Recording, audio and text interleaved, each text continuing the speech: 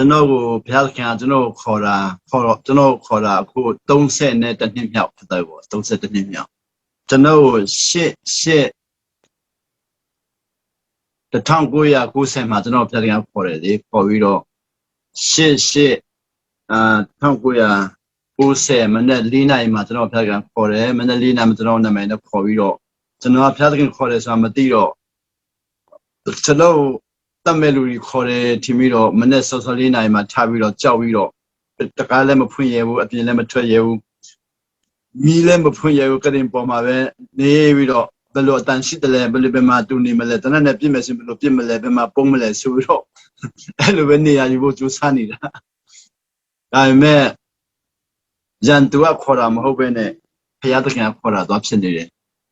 ဘုရားသခင်ခေါ်တယ်ဟိုကျွန်တော်ကချက်ချင်းသဘောမပေါက်တဲ့အတွက်အခက်ခဲအများကြီးကြုံပြီးတော့နောက်ချက်ချင်းသဘောမပေါက်ပေမဲ့ကျေးဇူးတော်တက်ကြောင်းဒီရှမလာကိုဘုရားသခင်ခေါ်တယ်ဆိုတော့ညင်ရောအမြဲတမ်းကြားတယ်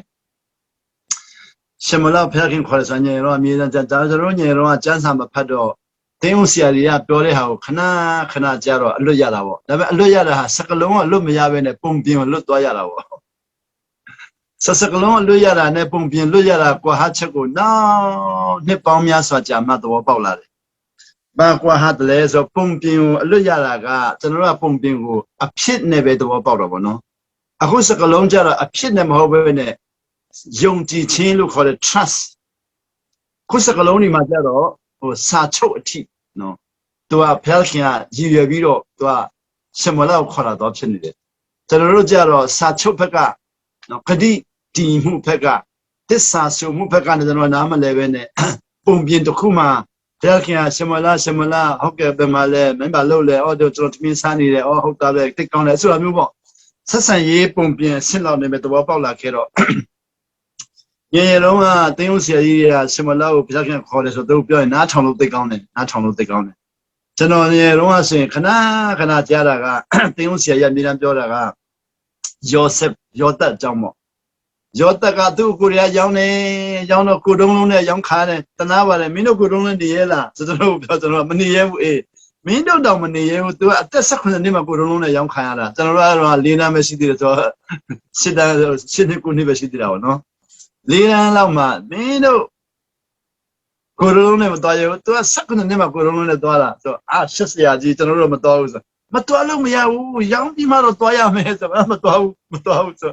မင်းတို့တဘောမဟုတ်ဘူးသူတို့ရောင်းတဲ့လူရဲ့တဘောရောင်းပြီးမှမင်းတို့ခုရောင်းလို့ချင်းမင်းတို့သွားမှမတော်ဘူးဆိုတော့ဒါပေမဲ့ယောသက်ကဖာရောဘုရင်လက်ထဲမှာတခါလဲအောင်မြင်လာတယ်ဆိုတော့ဖြစ်ချင်တယ်ဟောအဲ့တော့ဖြစ်ချင်တယ်ဆိုတော့ဖြတ်လန်းနဲ့သွားလို့မရဘူးဆိုတော့သူတို့ပြောရှာတယ်ဒါပေမဲ့ကျွန်တော်တို့ကလက်တွေ့မဖြတ်တန်းခဲ့တဲ့အရာပေါ့နော်ပုံပြင်နဲ့ကြားတယ်ယောသက်ပြီးတော့အခုနကျွန်တော်တို့ပြောတဲ့ရှမလာကိုခေါ်ပြန်အောင်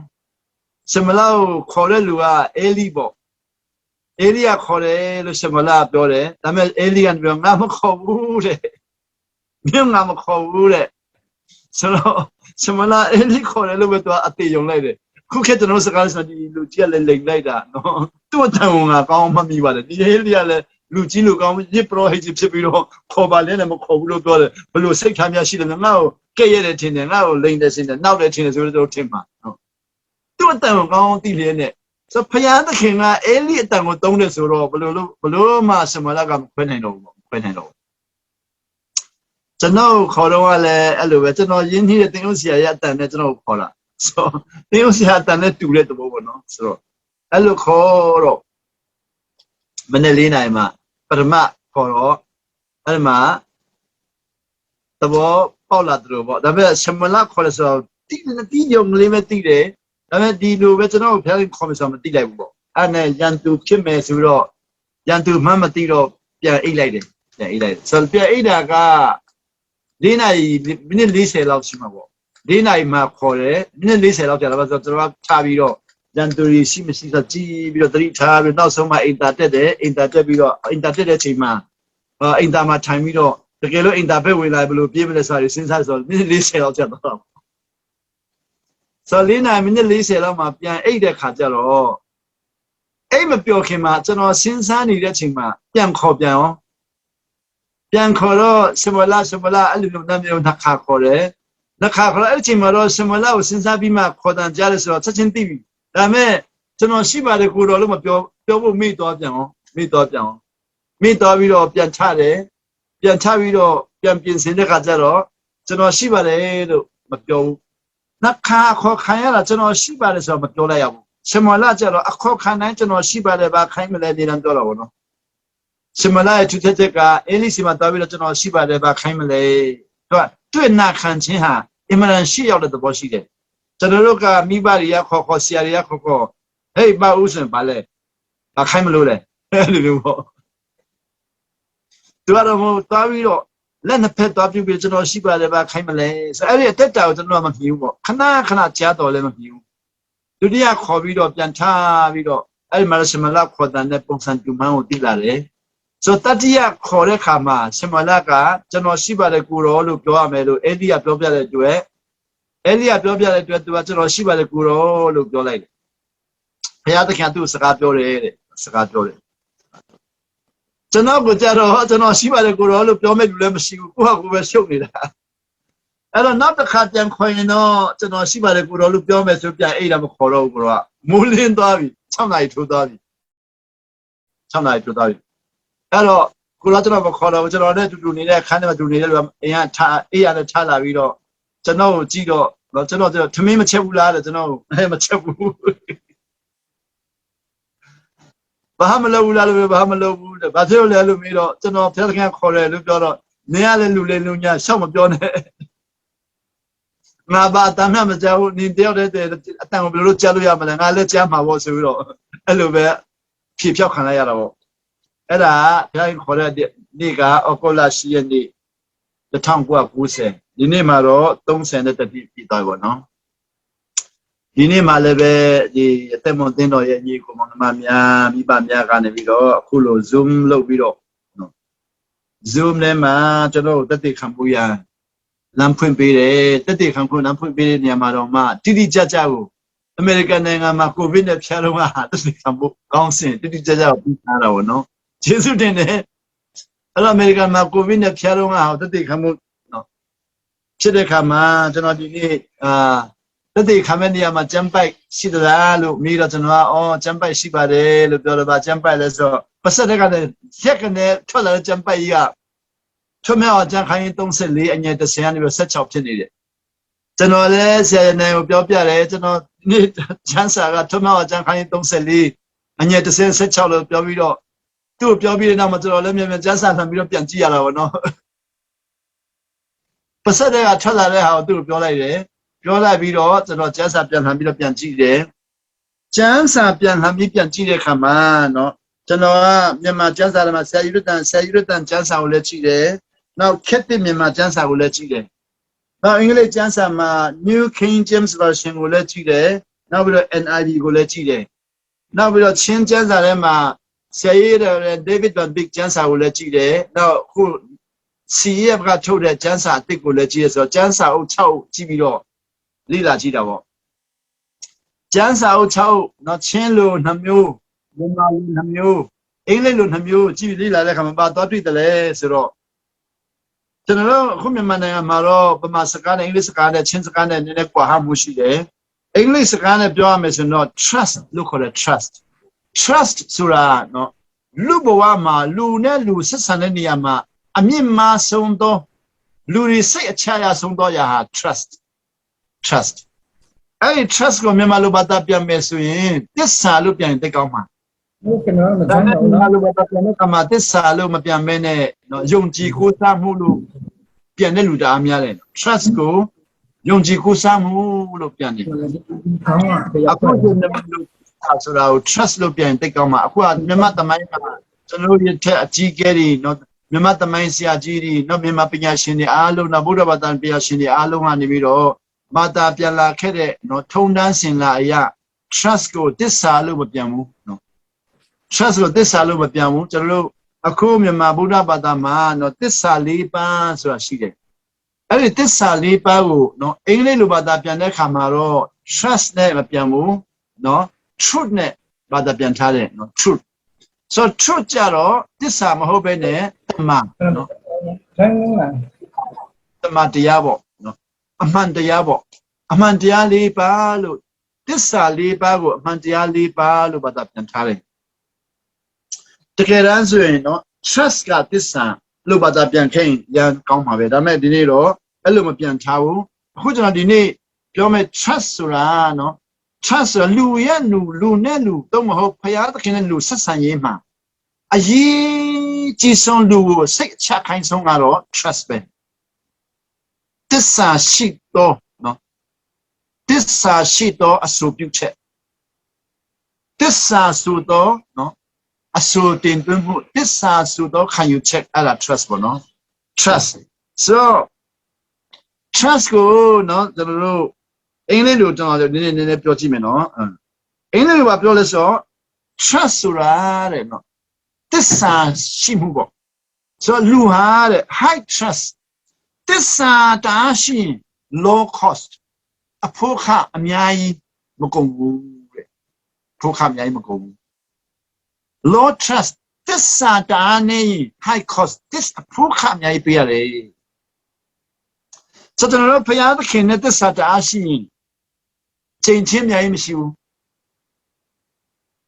ဝတ်ကြွေးအများကြီးမရှိဘူးဘုရားခင်ကျွန်တော်သစ္စာတားနေရင်ချိန်ချင်းတားများတယ်ဝတ်ကြွေးတားများတယ်အဖို့ခတားများတယ်ဖို့ခတားအဲ့လောက်ထိတယ်စဉ်းစားဖို့ရန်ခဲကြုံသေးရင်တော့မစဉ်းစားနိုင်ဘူးပေါ့နော်မစဉ်းစားနိုင်ဘူးအသက်ကြီးမှစဉ်းစားမယ်ဆိုလည်းရတယ်ကျွန်တော်လမ်းပြမဲ့လို့မရှိခဲ့လို့အခုမှတက်ကြီးမှသဘောပေါက်တော့နှမျောတာပေါ့ဒါနှမျောတယ်ကျွန်တော်တာလွန်ခဲ့တဲ့နှစ်ပေါင်း31အဲ့ဒီဖခင်ကျွန်တော်ခေါ်တော့ကအသက်30တုန်းကကျွန်တော်ခေါ်ခဲ့တော့ကသစ္စာကိုနော်ဖခင်သခင်နဲ့သစ္စာရှိရင်အဖို့ခတားနေတယ်ကြိမ်ချင်းမများဘူးဝတ်ကြွေးမများဘူးဖခင်သခင်နဲ့သစ္စာရှိတာတားနေရင်ဖို့ခတားများတယ်ကြိမ်ချင်းတားများတယ်ဝတ်ကြွေးတားများတယ်ဆိုတော့ပြောပြတဲ့လူရှိခဲ့ရင်အကယ်၍ကျွန်တော်အဲ့တော့သဘောပေါက်ခဲ့ရင်ဝတ်ကြွေးရများရင်ကျင့်ချင်းတွေအများကြီးပြုမိမှာမဟုတ်ဘူးအခုချိန်မှာနောင်တရဆရာတအားများတယ်နောင်တတအားရတာပေါ့နော်ကိုရောပြောတယ်နောင်တရရင်ခွင့်လွတ်မယ်တဲ့ခွင့်လွတ်တယ်ဒါပေမဲ့ကိုယ့်ရဲ့မနောကံမှာကိုယ့်ရဲ့စိတ်ထဲမှာဖျားခင်ခွင့်လွတ်ပြီးဆိုတာတိပံလျက်နဲ့ conscience လို့ခေါ်တာပေါ့ဩဒပစိတ်ကအမြဲတမ်းဒုက္ခပြီးတယ်conscience အော်ဒပါစိတ်ပေါ့ကိုမလုံဘူးပေါ့မလုံလူတယောက်ကနော်ဖះเจ้าမှာသူဣပေါက်တယ်ဘသူမှသူဣပေါက်လို့ဆိုမသိဘူးဒါပေမဲ့သူဟာသူမလုံလူတွေကတော့သိမှာပဲမသိဟန်ဆောင်တာဖြစ်မယ်လို့သူအမြဲတမ်းစဉ်းစားတယ်သူဣပေါက်ထားတာဘသူမှဣပေါက်တယ်လို့မပြောပေမဲ့သူကမလုံဘူးအော်သူတို့သိမှာပါဒါပေမဲ့မသိဟန်ဆောင်တာဖြစ်မယ်အဲ့လိုမျိုးပေါ့ကိုဣပေါက်တဲ့လူကconscience မှာမလုံခြုံဘူးပေါ့ကျွန်တော်တို့နောင်တက်ရပြီးဖျားခင်ခွင့်လွတ်တယ်ဆိုတော့တိလျက်နဲ့ conscience မလုံခြုံအဲ့ဒါလည်းအဖို့ခအများကြီးပေးရတာပဲဆိုတော့ trust ဆိုတာဖျားသခင်နဲ့သစ္စာရှိ high trust လို့ထိုင်းအဖို့ခအားနေတဲ့နေရာရောက်သွားတယ်ချိန်ချင်းမရှိတဲ့နေရာဝတ်ကြွေးမရှိတဲ့နေရာဗျာဒိတ်ချန်ခိုင်း20နှစ်ငယ်ငါမှာပြောလဲချိန်ချင်းမရှိတဲ့နေရာရောက်သွားမယ်ဖျားသခင်နဲ့ high trust ဆို trust ဆိုတဲ့ high trust ကိုတစ္ဆာဆိုဘယ်လိုဖျားခံကျွန်တော်ကိုကမ်းလှမ်းတယ်လဲဆိုတော့စာချုပ်နဲ့ကမ်းလှမ်းထားတယ်ပြိညိစာချုပ်နဲ့စာချုပ်နဲ့ပဲကျွန်တော်ကမ်းလှမ်းထားတယ်စာချုပ်ချုပ်ပြီဆိုရင်တစ္ဆာရှိပြီအဲဒီစာချုပ်ကိုမှမလိုက်နာဘူးဆိုရင်အဲဒီလူကတော့တစ္ဆာနဲ့ပတ်သက်ပြီးတော့သူကတကယ်အားနေတဲ့လူဖြစ်သွားပြီစာချုပ်တယ်လို့စာချုပ်ပြီးမှတော့မှစာချုပ်ကိုတော့မှမနာခံဘူးဆိုရင်တော့ဒီလူရဲ့တစ္ဆာတအားနှိမ့်သွားတော့ဆိုတော့ဖို့ခတ်တအားများသွားပြီကြိမ်ချင်းတအားများနိုင်တယ် conscience လို့ခေါ်တဲ့ဝိညာဉ်ပေါ့သူ့ရဲ့ဝိညာဉ်ဟာအမြဲတမ်းကြောက်စိတ်နဲ့ပြည့်နေတယ်အခုလေကျွန်တော်တို့မြန်မာနိုင်ငံမှာ2021ဖေဖော်ဝါရီလ1ရက်နေ့မှာကျွန်တော်မြန်မာနိုင်ငံရဲ့နိုင်ငံပြည်အပြောင်းလဲဖြစ်လာတော့လူတွေတအားကြောက်တယ်တဲ့တနိုင်ငံလုံးတအားကြောက်ကြတာပေါ့ခဘာကြီးပြတ်တော့မယ်ပေါ့ကိုဗစ်ကလည်းဖြစ်တဲ့နိုင်ငံကလည်းပြောင်းလူတွေတအားကြောက်ကြတယ်မြန်မာနိုင်ငံပြတ်တော့မယ်ပေါ့ ဆိုတော့ကျွန်တော်လူတွေကပြောတယ်ဆရာမြန်မာနိုင်ငံပြတ်မလားတဲ့ဘာဖြစ်လို့ပြတ်မှာတော့ဆိုဒီလိုဖြစ်လာတာလေးတဲ့ဒါမြန်မာနိုင်ငံပြတ်ဖို့လုပ်နေတာမဟုတ်ဘူးလူတွေကတစ္ဆာမရှိလို့အဖို့ခအများကြီးပေးထားတာလူတွေကဘုရားသခင်နဲ့တစ္ဆာမရှိလို့မြန်မာနိုင်ငံသားချင်းချင်းတစ္ဆာမရှိလို့ကျွန်တော်မြန်မာနိုင်ငံသားချင်းချင်းတစ္ဆာမရှိတော့စာချုပ်ကိုမနာခံလို့အဖို့ခအများကြီးပေးရဆရာကမကြောက်ဘူးလားဘာဖြစ်လို့ကြောက်မှာတော့ကိုရောပြောတယ်လေငါ့ကိုတစ္ဆာရှိကျင့်ချင်းမရှိတဲ့နေရာမှာနေရမယ်ကျွန်တော်တို့ကတစ္ဆာရှိကျင့်ချင်းမရှိတော့ဘူး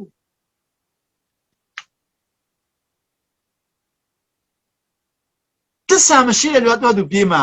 ကျမ်းစာမှာပြောလဲတစ္ဆာမရှိတဲ့လူဟာတဲ့တည့်ရွက်လှုပ်တာကိုရန်တူလာတဲ့ทีမျိုးပြေးတယ်တည့်ရွက်လှုပ်တာနဲ့ပြေးတယ်ပေါ့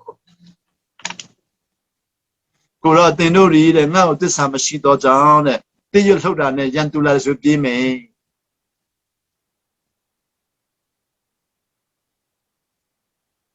တည့်ရွက်လှုပ်ပြီးတော့ပြေးတယ်ဆိုတာကျွန်တော်လည်းယုံတယ်ကျွန်တော်ငယ်တုန်းကပြေးဘူးတယ်လေကျွန်တော်လည်းငယ်တုန်းကဘာမှနားမလည်ခင်တုန်းကညမိုးချုပ်ပြီးဆိုရင်တည့်ရွက်လှုပ်ရင်လည်းပြေးတာပဲလေပြေးတာပဲကလေးလေးတွေကဘာမှနားမလည်သေးဘူးစာချုပ်လည်းနားမလည်ဘူးတစ္ဆာလည်းနားမလည်ဘူးနာခံချင်းလည်းမလားမလဲသေးတော့မိုးချုပ်တာနဲ့ကြောက်မိုးချုပ်တာနဲ့ကြောက်အခုကျွန်တော်တက်ကြီးလာတော့စာချုပ်နားလဲလာပြီဂတိနားလဲလာပြီတစ္ဆာနားလဲလာပြီအမှောင်ကိုမကြောက်တော့ဘာမှမကြောက်တော့အလင်းနဲ့ထွင်သွားတာခွင်းရတော့နော်အလင်းနဲ့မှပဲနေခွင်းရတော့ဆိုအမှောင်နဲ့မှလည်းမနေချင်တော့မနေချင်တော့ဆိုအဲ့ဒီတစ္ဆာအကြောင်းဒီနေ့ဝေဖတ်ချင်ပါတယ်ဆိုတစ္ဆာတဲ့ဘာနဲ့စစ်ဆေးတယ်လဲဆိုတော့စာချုပ်နဲ့စစ်ဆေးရတယ်ကျွန်တော်ကဒီတစ်ခုတလောနော်ဂျာမနီနိုင်ငံကနေပြီးတော့တရားသက်တသိခံခိုင်းတဲ့ခါမှာဂျာမနီမြန်မာလူတစ်ခါတသိခံတယ်တစ်ပတ်အခုဒီတစ်ခါဟာခါလို့ပြန်တသိခံတယ်တစ်ပတ်ပေါ့ဒီတစ်ခါတော့တစ်ပတ်မတည်ဘူး၄ရက်ပဲခံမယ်ဆိုမြန်မာလူတသိခံတဲ့ဒီတစ်ပတ်မှာနော်ဂျာမနီနိုင်ငံရဲ့မြူနစ်ကတင်းတော့မြန်မာလူတသိခံတော့မှာကျွန်တော်ကတစ္ဆာဆိုတဲ့နေရာမှာစာချုပ်ကိုဘုရားသခင်လူတွေနဲ့စာချုပ်တယ်အများကြီးချုပ်တဲ့တဲမှာထာဝရတည်မြဲတဲ့စာချုပ်တွေချုပ်ရတယ်အဲ့ထာဝရတည်မြဲစာချုပ်တွေမှာအာဒမ်နဲ့ဘုရားသခင်နဲ့ချုပ်တဲ့စာချုပ်ရှိတယ်အဲ့ဒါထာဝရတည်မြဲတဲ့စာချုပ်ဒါမဲ့အာဒမ်ကချိုးဖောက်လိုက်တာနဲ့ဘုရားသခင်ကပြောလေစာချုပ်တည်မယ်လို့ဂရုပေးထားတယ်ဆိုတော့အာဒမ်ကချိုးဖောက်လိုက်တဲ့အတွက်ဘုရားသခင်ဂရုပေးတဲ့အတိုင်းစာချုပ်တည်သွားတယ်အဲ့တော့အာဒမ်နဲ့ဘုရားသခင်စာချုပ်ချုပ်တယ်ထာဝရစာချုပ်ချုပ်ခဲ့တော်လည်းပဲမနာခံမဲနဲ့ချိုးဖောက်တဲ့အတွက်ဂတိအတိုင်းပဲတည်သွားတယ်ဒုတိယစာချုပ်ကတော့အာဗြဟံနဲ့ဘုရားခင်နဲ့ချုပ်ထားတဲ့စာချုပ်အဲ့ဒါလဲထာဝရစာချုပ်ပြန်ချုပ်တယ်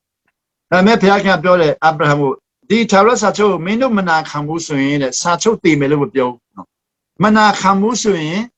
အဆုံးမခံရမယ်ကျွန်ဖြစ်မယ်အသက်ပေးရမယ်စာချုပ်တော့မပြတ်တော့ဆိုတော့စာချုပ်မပြတ်တော့ဘူးအဆုံးမခံရမယ်ကျွန်ဖြစ်မယ်အသက်ပေးရမယ်ဆိုတော့အဲ့ဒီလူမျိုးတွေကစာချုပ်ကိုမနာခံဘူးဆိုရင်တစ္ဆာမရှိဘူးဆိုရင်အဖို့ခအများကြီးပေးရတယ်ကျွန်တော့ဖြစ်ရတယ်အသက်ခံရတယ်ကျွန်လည်းတော့ဖြစ်ရတယ်အသက်လည်းခံရတော့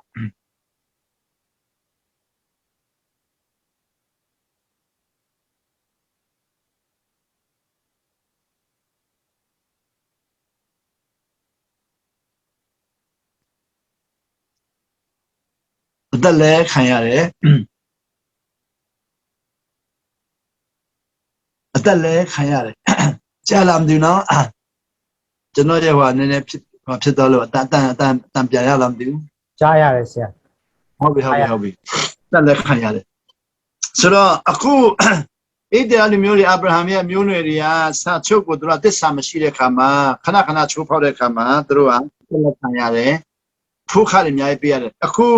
ကျွန်တော်တို့သခင်ခရစ်တော်နဲ့ဘုရားခင်နဲ့ချုပ်တဲ့စာချုပ်ကစာချုပ်အသစ်ပေါ့ဓမ္မသစ်ကျမ်းလို့မြန်မာလိုပြောတယ်အင်္ဂလိပ်လိုတော့ New Testament New Covenant စာချုပ်အသစ်ကြတော့သခင်ခရစ်တော်နဲ့ဘုရားခင်နဲ့ချုပ်တယ်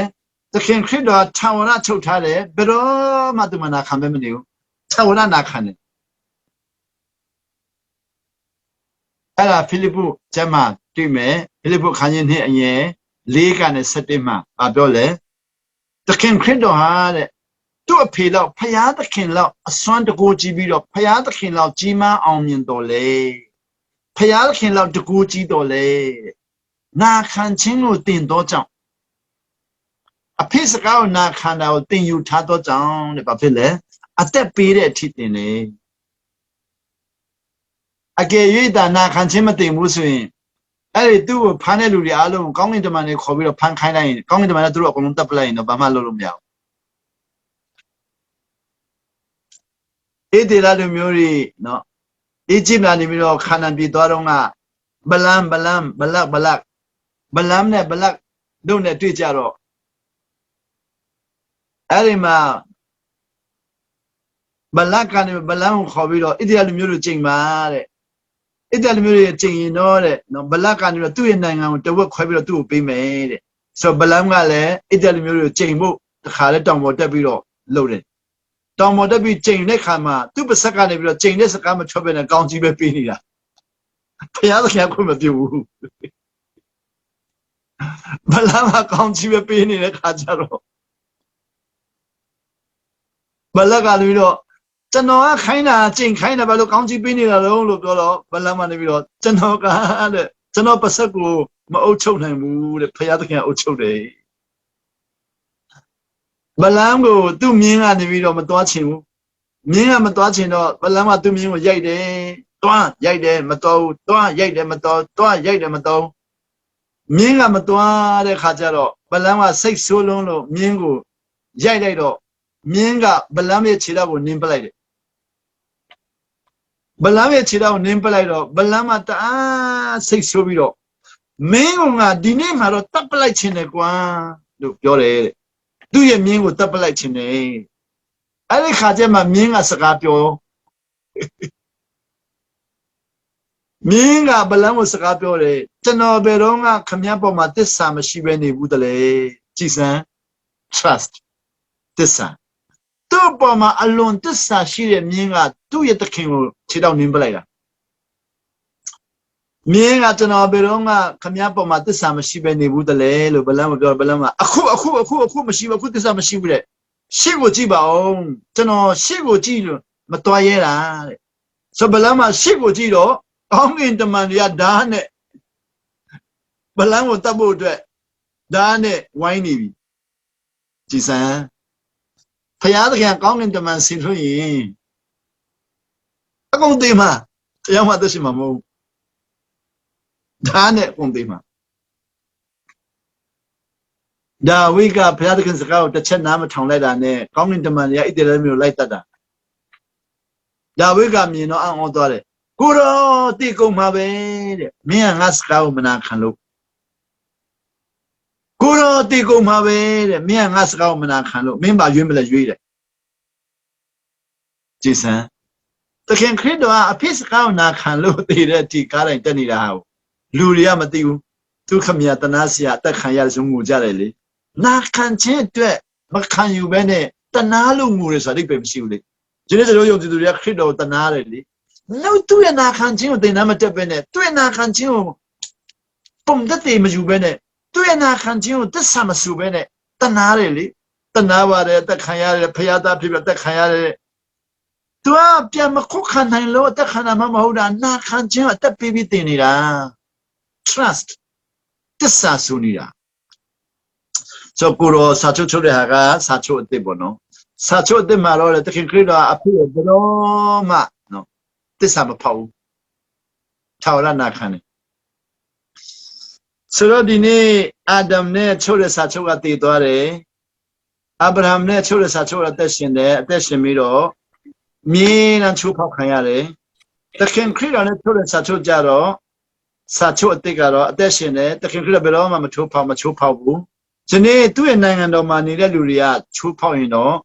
နိုင်ငံတော်မှာနေတဲ့လူကကျွန်တော်ကချိုးဖောက်ရင်တဲ့ကိုရောပြောတာနိုင်ငံတော်မှာအငြင်းဆုံးဖြစ်မယ်တဲ့နိုင်ငံတော်အငြင်းဆုံးကအဖို့ခအများဆုံးပေးတယ်လို့ဖြစ်နေစာအလုတ်သမားဟာဘဝအတွက်အဖို့ခအများဆုံးပေးတဲ့လူ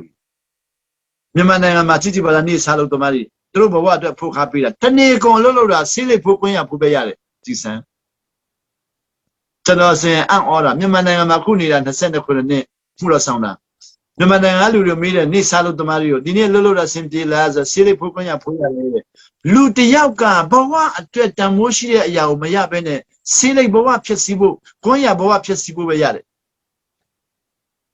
ဘလောက်ဖို့ခါပေးနေရလဲချိန်ချင်းသူတို့ကဘဝတန်ဖိုးမမြင်တော့ဘဝကိုဖြစ်စီနေတာအဖို့ခါမြချိန်ချင်းကိုသူတို့ကထပ်ခါတလဲလဲပွားခိုင်းနေတာ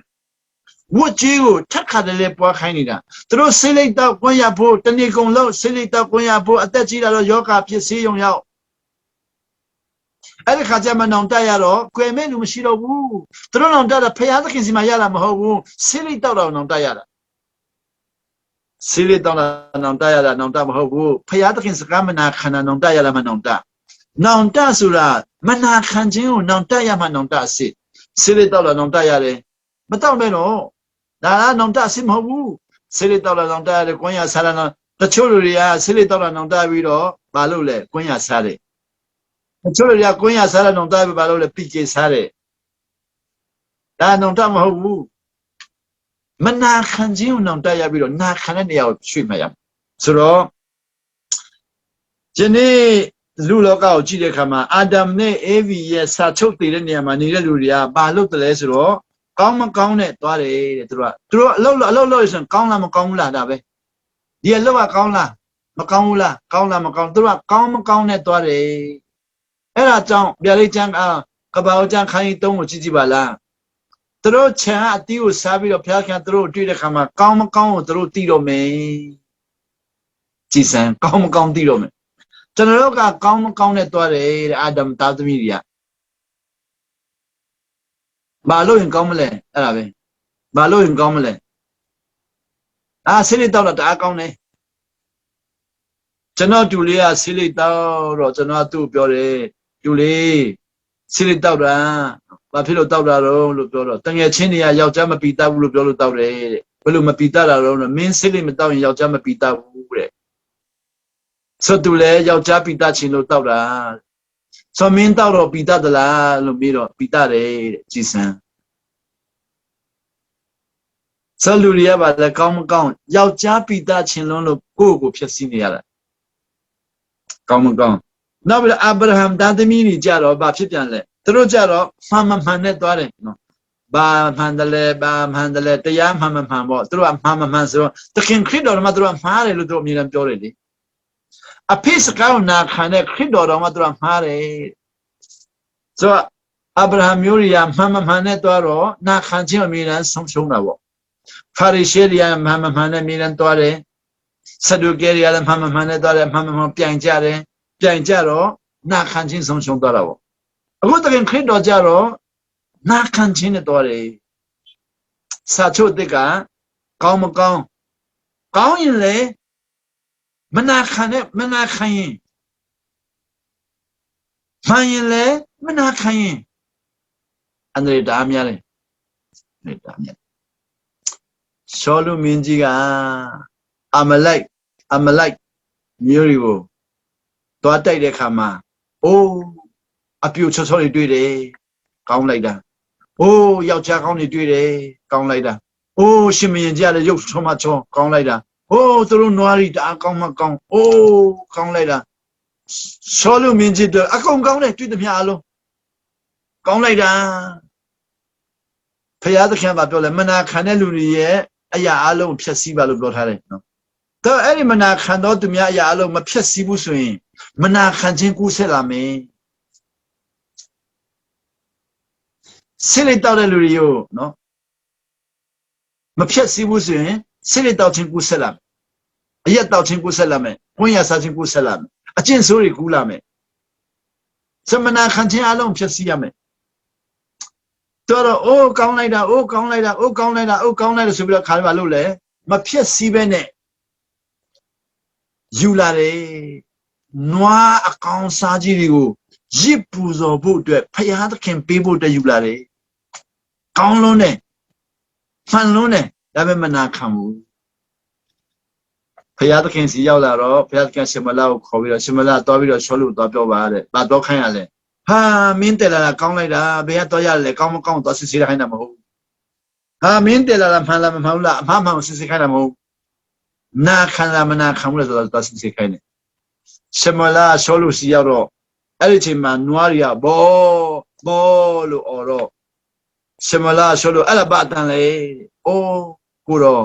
ဖျားသခင်အတွက်အိမ်မနန်ထားတဲ့နွားတွေအိမ်မနန်ထားတဲ့ຢာတွေကိုတည်လာပြီးတဲ့မြည်ကြီးပူဇော်ဖို့ဖျားသခင်ကပြောခိုင်းတာကကောင်းမကောင်းမပြောခိုင်းဘူးမှန်မပြောခိုင်းဘူးမင်းငါစကားမနာခံဘူးငါလည်းမင်းစကားမနာခံတော့ဘူးဖျားသခင်ကတော့ကောင်းမကောင်းတဲ့ကျွန်တော်တို့မစစ်ဆေးဘူးမှန်နဲ့မစစ်ဆေးဘူးနာခံမနာခံတဲ့စစ်ဆေးနေနာခံတော့သူဟာချိန်ချင်းအဖို့ခအများကြီးပေးစရာမလိုဝတ်ကြွေးတွေအများကြီးမရှိဘူးအခုလေကျွန်တော်တို့အခုဒီမှာမှုတော်ဆောင်လုပ်ငန်းတွေမှာလေကျွန်တော်နဲ့သူတို့အလုပ်လုပ်တဲ့လူကျွန်တော်ကြည့်တဲ့ခါမှာလေသူတို့နာခံမနာခံနဲ့ပဲကြည့်တာသူတို့ဘာကျွမ်းကျင်တယ်လဲဘလောက်ဂီတာတီးတော်တယ်လဲဘလောက်ပိန်ပေါင်ရိုက်နိုင်တယ်လဲဘလောက်အကတော်တယ်လဲဘလောက်တရားဟောကောင်းတယ်ဆိုတော့လည်းဘယ်တော့မှမကြည့်ဘူးဘလောက်တော်တယ်ဆိုတော့ဘယ်လောက်မှန်တယ်ဆိုတော့လည်းမကြည့်ဘူးသူတို့ကဘလောက်မှန်တယ်ဆိုတော့လည်းမစဉ်းစားဘူးနာခံမနာခံနဲ့ပဲကြည့်တာဘာဖြစ်လို့လဲအရန်တော်တဲ့လူတွေကကြောက်စရာရန်ကောင်းတယ်မနာခံဘူးတော်လေမနာခံလေကောင်းလေမနာခံလေလှလေမနာခံလေချောလေမနာခံလေကျမ်းမာလေမနာခံလေ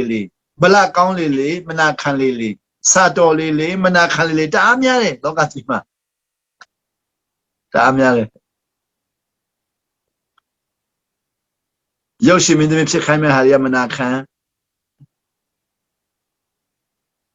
မဟာဘွဲ့တင်ခိုင်းမဲ့ဟာတွေကမနာခံတရားဟောကောင်းပြီးတော့တရားဟောမဲ့လူတွေမနာခံညိုင်ပဲနာခံခြင်းဆုံးရှုံးရင်တဲ့အဖို့ခမြိုက်ပြရတယ်ဘဝရင်းရတာပေါ့နော်ဘဝရင်းရတယ်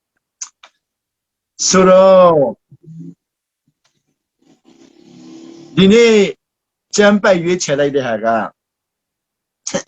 စာချုပ်ကြောင့်တော့ဖြစ်နေတယ်ခုနသစ္စာကြောင့်တော့ဖြစ်နေစာချုပ်ကြောင့်ဖြစ်တော့လေးပိုက်ကိုဖတ်ကြစာအုပ်လေးအုပ်မြန်မာကျမ်းစာမှာဆရာယူတန်နဲ့ခက်တဲ့နဲ့ဖတ်ကြည့်တယ်နောက်ပြီးတော့အင်္ဂလိပ်မှာ King James နဲ့ NIV နဲ့ဖတ်ကြည့်တယ်ဟာကလို့ဖတ်ကြည့်တဲ့ခါမှာဘာတော့ဖြစ်လဲဆိုတော့စာချုပ်တဲ့ခါမှာအဲ့စာချုပ်ရဲ့တကယ်လူရင်းစာချုပ်ရဲ့တကယ်ရည်ရွယ်ချက်ကနာခံမှုပဲဖြစ်နေတာစာချုပ်ရည်ရွယ်ချက်ကအကောင်းလို့မဟုတ်ဘူးနာခံမှုပဲနာခံမှုအဲ့ဒီနာခံခြင်းရဲ့အဓိကပန်းတိုင်ဟာသစ္စာရှိဖို့ trust လို့ဖို့အတွက်စိတ်ချနိုင်ဖို့အတွက်နာခံတဲ့လူကိုစိတ်ချရတယ်ဘလောက်ပဲမှန်မနာခံရင်တော့စိတ်ချလို့မရဘူးဘလောက်ပဲကောင်းမနာခံစိတ်ချမလို့ဆိုရင်ကျမ်းပိုက်မှာအဲ့လိုသွားတွေ့တော့အံ့ဩလိုက်တာဒီနေ့တော့အံ့ဩလိုက်တာအခုဖတ်ကြည့်မယ်နော်မြန်မာလူလည်းဖတ်မယ် King James လည်းဖတ်ကြည့်မယ်နံပါတ်1မှာနော်ဒီထွတ်မြောက်ရာကျမ်းလို့လည်းမြန်မာလူကြတော့ထွတ်မြောက်ရာကျမ်းတဲ့ထွတ်မြောက်ရာကျမ်းလို့ရေးထားတယ်အင်္ဂလိပ်လိုကြတော့ Exodus လို့ရေးထားတယ်ထွတ်မြောက်ရာကျမ်းခိုင်း34အငယ်30နဲ့16မှာအငယ်30ကိုဖတ်ကြည့်မယ်မြန်မာလူလည်းဖတ်ကြည့်မယ်မြန်မာလူဆရာကြီးမြန်မာလူဆရာယူရတန်ရဲ့စာအုပ်နဲ့နောက်ပြီးခေတ်သစ်စာအုပ်နဲ့ဖတ်ကြည့်မယ်မြန်မာလူဆရာယူရတန်မှာတော့ဒီလိုရေးထားပါတယ်နော်ထာဝရဘုရားကတဲ့ကြည့်ရှုလို့ရေးထားတယ်မြန်မာလူထာဝရဘုရားကကြည့်ရှုလို့ကြည်ပါလို့ပြောတယ်ကြည်ခိုင်းတာပေါ့ကြည်ခိုင်းတယ်ခေတ်သစ်စာအုပ်မှာတော့ထာဝရဘုရားကမောရှေကိုစကားပြောတယ်လို့ရေးထားတယ်Now King James မှာတော့ and the Lord said အဲ့လိုဘုရားသခင်ကပြောတယ်တဲ့ NIV မှာတော့ the Lord said တဲ့ဘုရားခင်ပြောတယ်တဲ့ဘာပြောတယ်ဆိုတော့ကြည့်လို့ so the King James မှာတော့ behold တဲ့ behold ဆိုတာကြည့်လို့ so ဘာကိုကြည့်ခိုင်းတယ်ဆိုတော့စာချုပ်လုပ်တော့မယ်ကြည့်လို့တဲ့စာချုပ်လုပ်တာကိုကြည့်ခိုင်းတယ်စာချုပ်ချုပ်တာကိုကြည့်ခိုင်းတယ်ဆိုဒီမှာငါဒီတင်တို့ရှိ၌စာချုပ်ချုပ်မယ်တဲ့ခိုးတော့ကစကလုံးကတော့ပြင်းငိမ်စာချုပ်ချုပ်မယ်ငါဒီတင်တို့ရှိ၌ပြင်းငိမ်စာချုပ်ချုပ်မယ်တဲ့နောက်ပြီးတော့ဒီအင်္ဂလိပ်လို New King James ဆိုတော့ I will make a covenant before all you people covenant ဆိုတာတန်ဖိုးအလွန်ကြီးတဲ့စာချုပ်တန်ဖိုးအလွန်ကြီးမားသောစာချုပ်ချုပ်မယ် NIV မှာတော့ I am making a covenant with you တင်တို့နဲ့ယုံကြည်ကိုးစားခြင်းစိတ်ချစေနိုင်သောစာချုပ်ချုပ်မယ်လုံးဝပူပင်တော့ကမရောက်တဲ့အထိစိတ်ချယုံကြည်အပ်သောစာချုပ်ချုပ်မယ်ဒီခေတ်မြန်မာကျမ်းစာမှာတော့ငါဒီတဲ့ဣတိလလူမျိုးသားတို့နဲ့ပြည်ငြိမ်စာချုပ်ချုပ်မယ်စာချုပ်ချုပ်မယ်အဲ့ဒီစာချုပ်ကိုချုပ်တော့ကြောင့်ဘုရားခင်ဘာလို့မလဲဆိုတော့အဲ့ဒီစာချုပ်ကြောင့်ပေါ့စာချုပ်သူတို့နာခံမှာဖြစ်တဲ့အတွက်သူဘာလို့မလဲဆိုတော့ကဘာပေါ်မှာရှိတဲ့မိသည့်နိုင်ငံမှာမဆိုမိသည့်လူမျိုး၌မဆိုမပြုတ်ဘူးတော့အမှုကိုငါပြုတ်မယ်အောင်ဆရာကဘာပေါ်မှာဘယ်နိုင်ငံမှာမလုပ်ဘူးသေးဘူးဘုရားခင်အာဒမ်နဲ့အာဒမ်ခက်ကစားပြီးတော့အဲ့ဒီနေ့အထိကဘာပေါ်မှာဘယ်နိုင်ငံနဲ့မှလည်းမလုပ်ဘူးဘယ်လူမျိုးနဲ့မှလည်းမလုပ်ဘူးတဲ့စာချုပ်ချုပ်မယ်တဲ့အဲ့ဒီလူကတော့ I will do wonder never before done in any nation in all the world နောက်ပြီးတော့ King James မှာတော့ I will do marvels such as have not been done in all the earth or in any nation မြေကြီးပေါ်မှာတစ်ခါမှမလုပ်ဘူးဘယ်နိုင်ငံမှလည်းမလုပ်ဘူးတဲ့စာချုပ်ချုပ်မယ်အလုပ်လုပ်မယ်တဲ့ကဲကြည့်စာချုပ်ချုပ်ပြီဆိုရင်လူသားရဲ့ဂျိုးစားအားထုတ်မှုနဲ့လုပ်နိုင်တဲ့အရာတွေကိုဖြတ်ခံမလုပ်ဘူးကဘာပေါ်မှာမလုပ်ဘူးတဲ့ဟာတွေလုပ်ပလိုက်တာ so မြေဒီနိုင်ငံ၌မဆိုမြေဒီလူမျိုး၌မဆိုမပြုတ်ဘူးသောအမှုငါပြုမယ်တဲ့ကြောက်မဲ့ပွေကောင်းသောအမှုဖြစ်မယ်ကြည်စံအဲ့အမှုကကြောက်မဲ့ပွေကောင်းမယ်တဲ့ပျော်စရာကောင်းသောအမှုမဟုတ်ဘူးကျွန်တော်တို့ကြတော့ခရိယန်တွေကြတော့ပျော်စရာကောင်းတာပဲလို့ချက်ဆုတောင်းရင်လည်းပျော်သက်ရှင်ဖို့ပဲကျွန်တော်ဆုတောင်းရင်လည်းကိုတော့ကျွန်တော်တို့ဒီနေ့တနေ့ကိုပျော်ခိုင်းပါရန်သူနဲ့မတွေ့ခိုင်းနဲ့ရန်သူတွေလည်းအကုန်လုံးဖယ်ရှားပေးပါချစ်တော်ညီကိုမိဘအနေနဲ့ဆွေမျိုးပိုင်းပိုင်းနဲ့တလုံးတစ်စီးတီးတဝတဝတီလူတွေကကြည့်လို့ရှင်ပုံသက်ဖြစ်အောင်နေခိုင်းပါကျွန်တော်တို့ကတော့အပျော်ပါနဲ့အလုံးချုံပဲဆုတောင်းတယ်တော့မဟုတ်ကြောက်မဲ့ပွယ်ကောင်းသောအလုပ်ကိုလုပ်မယ်ကြောက်မဲ့ပွယ်ကောင်းသောအမှုကိုပြုမယ်အဲ့လိုပြုတဲ့ခါမှာတဲ့တင်တို့အားလုံးဒီတဲ့ငါဖျားဖြစ်ကြောင်းကိုသိမယ်ကြည်စံအဲ့လိုကြတော့ they will know that I am the Lord your God လူတွေကငါဖျားဖြစ်ကြောင်းသိအောင်သူကခက်လို့မှာဘာမဟုတ်တဲ့ဟာလည်းလုပ်ရင်လူတွေစိတ်ဝင်စားဘူး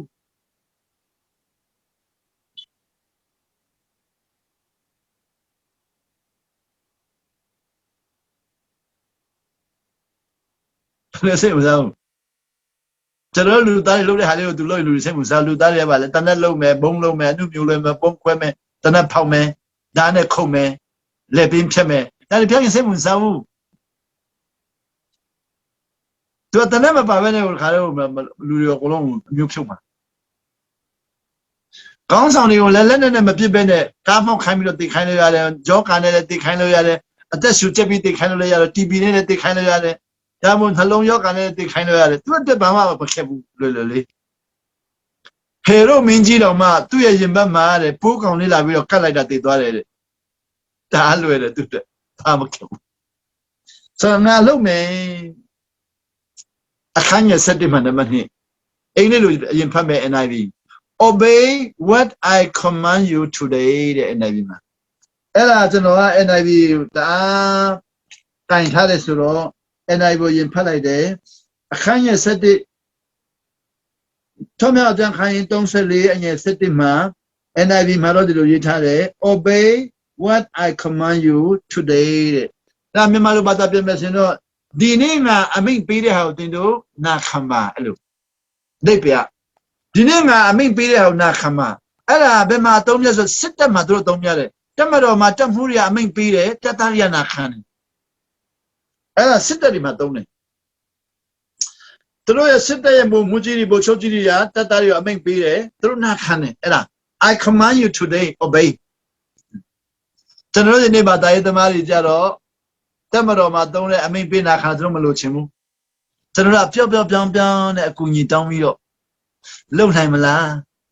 ကူညီနိုင်မလားလုပ်ပါမလား CIA လာလေးနဲ့ကူညီပါလားပံ့ပိုးပါလားကျေးဇူးပြုပါလားဆိုပြီးတော့ပြောပြီးတော့ကျေးဇူးပြုတာမှကျွန်တော်ကဝိညာဉ်ရေးရတဲ့ကိုတော်ကဝိညာဉ်ရေးရစိတ်ဝင်စားဘူးသူစကားနာခန္ဓာတအားစိတ်ဝင်စားတာစကားပြောရင်တော့မှအတန်လေးခေတ်မီစကားနော်အကောင်းလုံးသောစကားတွေတုံးခိုင်းတယ်ဖန်လွန်းစကားတုံးခိုင်းမှဆိုတော့ကြမဟုတ်ဘူးနာခံခိုင်းတာ obey what I command you today command ဆိုအမိန့်ပေးတော့နာခံမှာအဲ့ဒါ King James မှာတော့ဒီလိုရေးတယ် observe what I command you this day တဲ့ဒီနေ့ငါ command အမိန့်ပေးတော့သင်တို့ observe ဆိုတာလိုက်နာပါမြန်မာလိုဘာသာပြန်တဲ့ခါမှာတော့ဆရာကြီးတို့တန်ဘာသာပြန်တော့ကျွန်တော်ဖတ်ကြည့်တဲ့ခါမှာဘယ်လိုပြောတယ်လဲဆိုတော့ယနေ့ငါထားသောစကားကိုမှတ်လို့ဒါအမိန့်လို့မပြောတော့ဘူးနာခံလို့မပြောဘူးမှတ်လို့တဲ့နောက်ပြီးတော့ခက်တဲ့မှာတော့ဒီလိုပြောတယ်ယနေ့အသင်အားငါပေးမဲ့ပညတ်ကိုဆောင်းလို့ပညတ်ကိုဆောင်းကပညတ်အမိန့်လို့မပြောတော့ပညတ်ဆိုပညတ်ဆိုတာခုခေတ်မှာကျွန်တော်ကအမိန့်လို့သဘောမပေါက်ဘူးဆိုရင်ပညတ်ကျမ်းလို့လောလို့အဲ့လိုတော့ဖြစ်နေတော့နော်ဒါအမိန့်ပေါ့အမိန့်ကိုနာခံပါဒီနေ့ကျွန်တော်တို့စာချုပ်နဲ့ပတ်သက်လာရင်နာခံခြင်းတအားလို့လေလိုက်နာဖို့တအားလို့တော့ဆိုစာချုပ်တရားတော့မလိုက်နာလို့မနာခံလို့တည်သွားပြီစာချုပ်အဟောင်းကတော့မလိုက်နာလို့မနာခံလို့မြန်တန်ရက်ခံရတယ်ဆုံးမခံရတယ်ဖို့ခပေးခိုင်းတယ်အသက်တောင်ပေးခိုင်းတယ်စာချုပ်တဲ့မှာကိုရောကစာချုပ်ချုပ်တယ်မနာခံရင်ဖို့ခအများကြီးပေးရမယ်ဆရာရဲ့ဘာဖြစ်လို့တင်းအောင်ဆရာတကယ်ကောင်းတဲ့တင်းအောင်ဆရာတွေတည်နေတာလဲဖခင်ကကောင်းတဲ့တင်းအောင်ဆရာမရှာဘူးဆရာရဲ့ဘာဖြစ်လို့ဖခင်တရားဟောလို့ကောင်းတဲ့တင်းအောင်ဆရာတွေတည်နေတာလဲဖခင်တရားဟောကောင်းတဲ့တင်းအောင်ဆရာမရှာဘူးဆရာရဲ့ဘာလို့လူကောင်းတွေတအားတည်တာလဲဖခင်လူကောင်းမရှာဘူးနာခံတဲ့လူရှာတာအဲ့ဒါကြောင့်ဣသရေလလူမျိုးတွေအီဂျစ်ပြည်နဲ့ခါနာန်ပြည်သူတို့သွားတဲ့ခါမှာလူယောက်ျားကြီးပဲ6သိန်းစတင်ထုတ်ခွာတယ်ယောက်ျား6သိန်းယောက်ျားကြီး6သိန်းစတင်ထုတ်ခွာတယ်ရက်40တွင်မှာခါနာန်ပြည်ရောက်ဖို့ရန်ဘုရားခင်ကဂတိပေးထားတယ်စာချုပ်ချုပ်ပေးထားတယ်လမ်းမှာရှိတဲ့ရန်သူတွေအားလုံးကိုသူကိုယ်တိုင်တိုက်ပေးမယ်တဲ့ဖယ်ပေးမယ်ဂတိပေးထားတယ်သူတို့စတင်ထွက်ခွာတာနဲ့သူတို့ရန်သူတွေကိုတွေ့ရောရန်သူတွေကိုတွေ့တာနဲ့ဘုရားသခင်ကပြစ်တင်ပြီကျွန်တော်တို့နာခံခြင်းကိုစမ်းသပ်ဖို့ရအကောင်းဆုံးပါလဲဆိုအခက်ခဲကြုံတာနဲ့စမ်းသပ်လို့ကောင်းတယ်အခက်ခဲကြုံတာနဲ့ဘုရားသခင်ကဖြေရှင်းပေးမယ်လို့ပြောတဲ့ဂတိတော်ကိုမေ့ပြီးတော့အဲ့ဒီအခက်ခဲကိုကြည့်ပြီးတော့ဘုရားသခင်ကိုမယုံတော့ဆိုတော့တစ္ဆာပြတ်သွားရောဂတိတော်မယုံတော့တစ္ဆာပြတ်သွားရောဆိုမနာခံတော့ဆိုတော့ရက်40သွားမယ့်ဟာကိုဘုရားသခင်ကရက်နှစ်40ရွှေ့ပေးလိုက်တယ်ဘာဖြစ်လို့နှစ်40ကြီးတော့ဖြုတ်လာလဲတစ်နှစ်နှစ်တော့ဖြုတ်မကောင်းဘူးလားလို့မေးခွန်းမေးတယ်တစ်နှစ်နှစ်တော့ဖြုတ်ရင်ကောင်းပါလေဘာလို့မဖြုတ်လဲ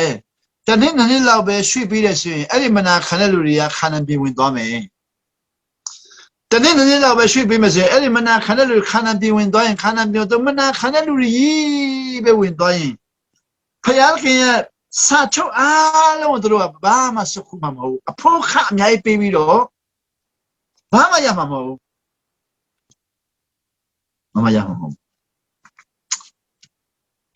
အဲ့ဒါကြောင့်မနာခံတဲ့လူတွေအားလုံးကိုလမ်းမှာတည်ခိုင်းတာတည်ခိုင်းတယ်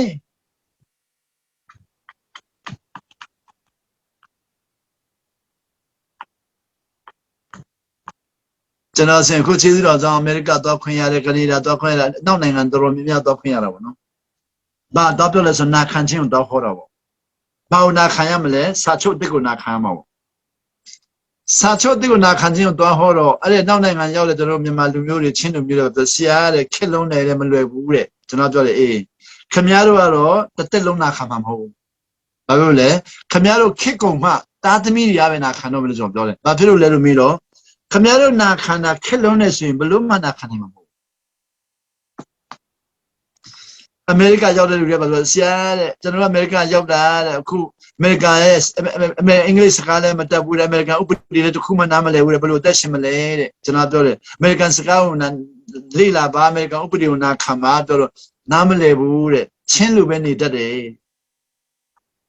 အဲ့လိုဆိုရင်ခင်ဗျားတို့ကလူပဲရောက်မယ်ဘဝမရောက်ဘူးအမေရိကန်ဘဝရောက်မှာမဟုတ်လူပဲရောက်မှာအနှိမ့်ဆုံးသောနေစားကိုလုပ်ပြီးတော့တစ်သက်လုံးတက်ရှင်ပါအမေရိကန်ရဲ့ဥပဒေကိုဘယ်တော့မှနားလည်မှာမဟုတ်အဲ့ဒါဆိုဘာအကျိုးရှိလဲဆိုတာသမီတွေထည့်ကြမှာ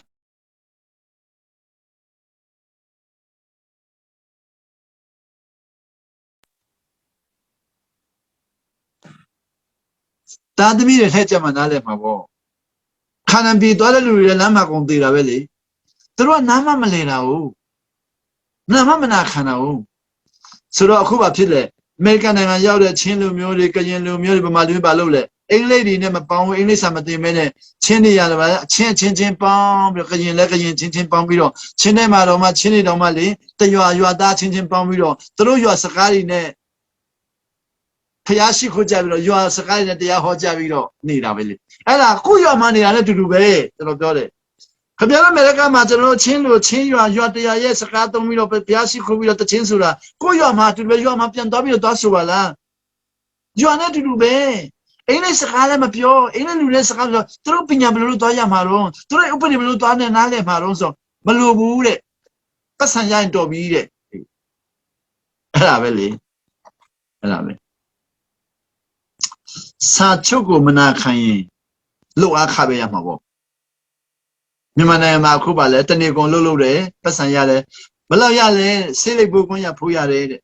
အဲ့ဒါနဲ့ခြေနဲ့တလားခြေနဲ့တော့ဆေးလိပ်တော့လို့ရရင်တော်ပြီခွင့်ရစားလို့ရရင်တော်ပြီကိုမြင်နိုင်တဲ့ဟာတအားနေတော့လဲခြေနဲ့နေတာပေါ့အဲ့ဒါကြောင့်ဆရာကြီးတစ်ပါးစာရေးတယ်ဘာသာရေးလဲဆိုဆိုခရတစ်လို့နေပြီးတော့စိတ်အလွန်ဆင်းရဲတာဟာတဲ့စာမတက်ပေမတက်အလွန်စိတ်အလွန်ပျော်ရွှင်တာတဲ့အစပေါင်းများစွာကောင်းတယ်တဲ့စာမတက်ပေမတက်မနာခံမဲနဲ့တအားပျော်တဲ့လူထက်ဆိုခရတစ်လို့နေပြီးတော့စိတ်အလွန်ဆင်းရဲတာပိုကောင်းတယ်ဘာဖြစ်လို့လဲဆိုခရတစ်စိတ်အလွန်ဆင်းရဲတာဟာလူတွေအများကြီးကိုကယ်တယ်ကျွန်တော်မနာခံတဲ့လူတအားပျော်တာကိုယ့်ကိုယ်တော့မကယ်ဘူးအဲ့ဒါပြောချင်တာကျွန်တော်မနာခံတဲ့လူကတအားပျော်တာဟာဘယ်သူမှမကယ်ဘူးကိုယ့်ကိုယ်လည်းမကယ်ဘူးစနေတော့ရက်တော့ဘယ်သူမှမကယ်ဘူးကိုယ်ဒုက္ခရောက်သွားတယ်ဆိုကြတဲ့စိတ်ဆင်းနေတာလူပေါင်းတန်းပေါင်းများစွာကယ်နေတာအဲ့သူစာရည်တာယနေ့နာခံတော်သူဟာ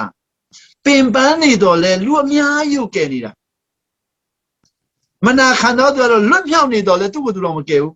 ခဏလေးပဲလွတ်တာအဲ့ဒါပြော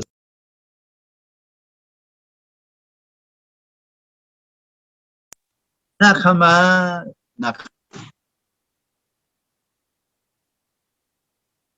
နာခံပါလေငါအမိန့်ကိုနာခံပါဆိုတော့ဘာလို့နာခံခိုင်းတယ်ဆိုတော့နောက်မှပြောမှာပေါ့နော်ဒီနေ့ကျွန်တော်ကတတိခံတဲ့ခါမှာအမေရိကန်မှာကိုဗစ်နဲ့ဖျားတဲ့ရောက်တတိခံဖို့ရလမ်းဖွင့်ပေးတဲ့အတွက်ခုတတိခံမယ်ကျွန်တော်တို့အဲ့လိုပဲအနောက်နိုင်ငံတွေသွားပြီးတော့တရားသွားခွင့်ရတယ်တတိသွားခံနာခံခြင်းကိုသွားတင်တယ်ဘာလို့နာခံရမလဲဆိုတော့စာချုပ်အစ်ကိုနာခံခွင့်နံပါတ်ဖျားစကားလားဖျားစကားပဲပေါ့အဲ့ဒါလူစကားနာခံမလားတဲ့ဖျားသခင်အတဲ့အပေါ်မှာထားတဲ့လူတွေရဲ့စကားနာခံမို့ကျွန်တော်အထက်မှာဖျားခင်ထားတဲ့လူကနာခံမို့ဖျားခင်ကျွန်တော်တို့နာခံခြင်းတင်နန်းပေးချင်ပြီဆိုရင်ကျွန်တော်အပေါ်မှာအုပ်ချုပ်သူထားမှာပေါ့